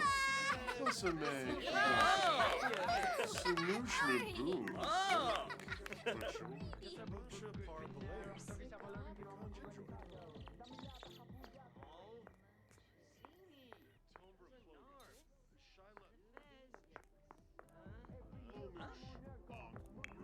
Gorbane. Complete Banahishina. Siboya Kaloof. Barbahegwana. Chobaba Harvey. Gaffa Gaffa.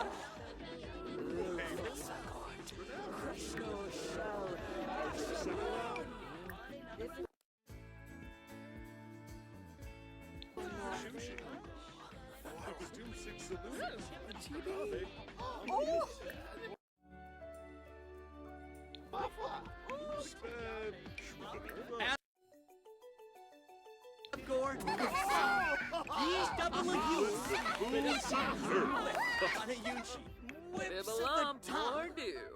Yarn full of Splimba.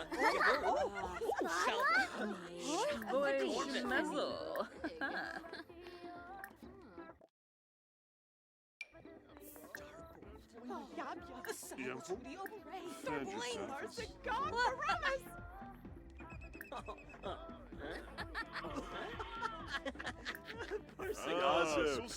Bimbus.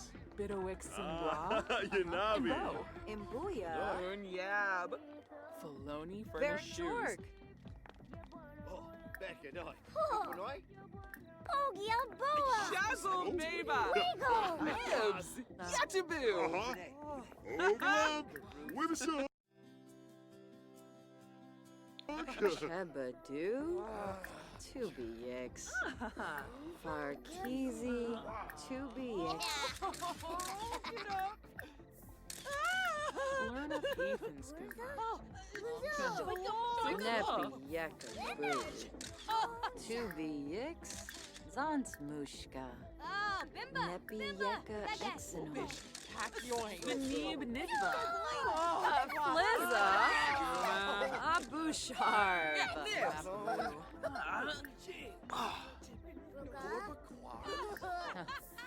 Kubepa 2BX. Sula. Oh, Griffin. Langy. Bobinev Shabni Brivna.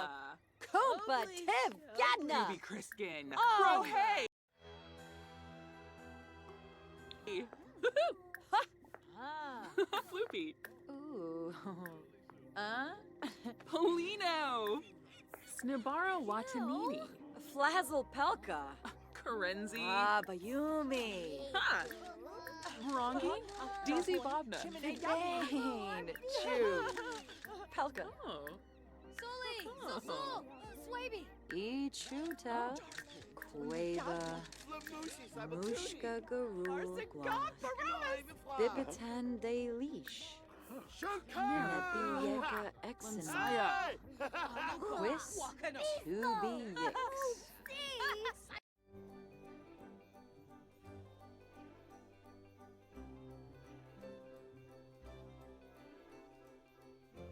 Kazipa Nork.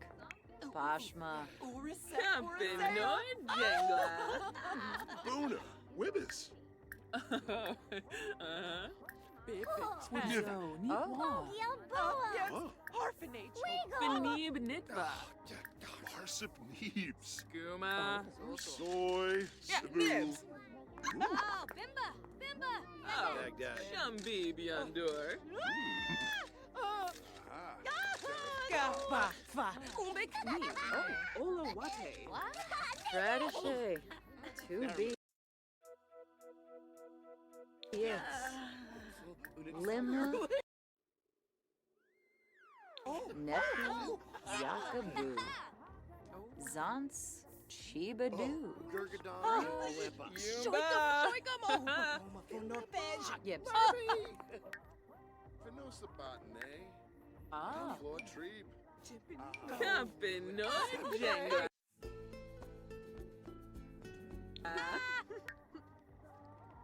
Ah, Chaza. Oh, Spoke more Dalish Chibs. Wambu Wasusa. Bruna Ribu. Yanabi. Oh, Arb. Shimba. Uchima Golarga Slonkim. Wanji! Baima Kapoi. Kwakaka.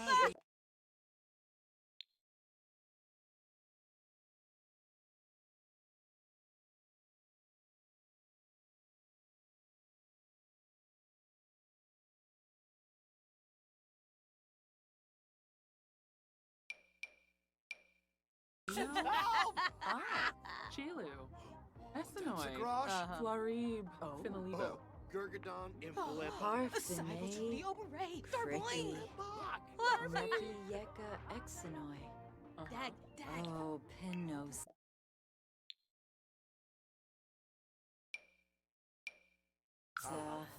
Chabadoo.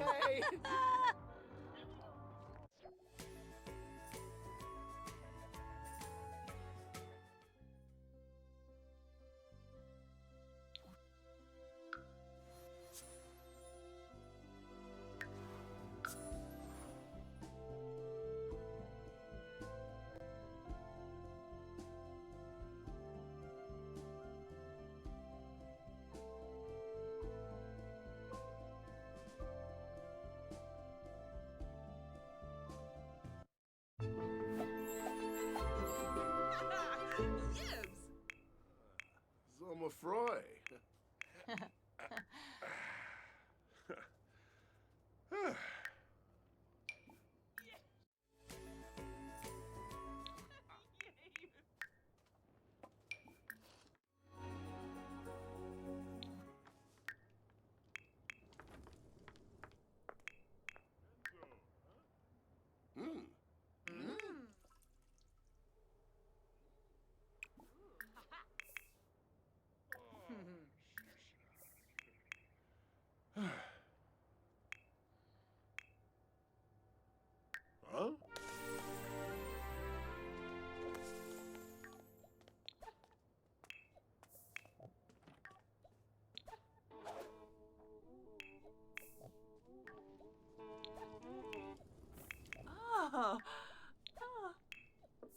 Uh-huh.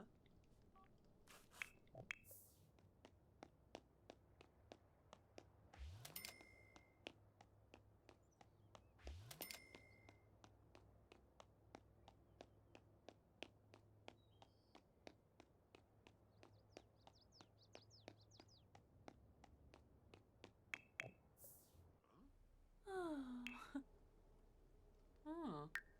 Ah.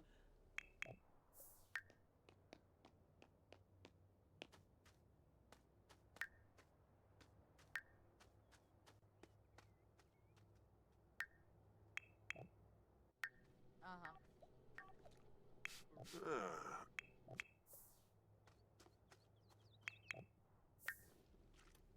Uh-huh. Uh-huh. Minze Lepeta. Issa ya. Baya. Osgood. Fwingle Fala. zips, fwingle zips, fwingle bazalorn.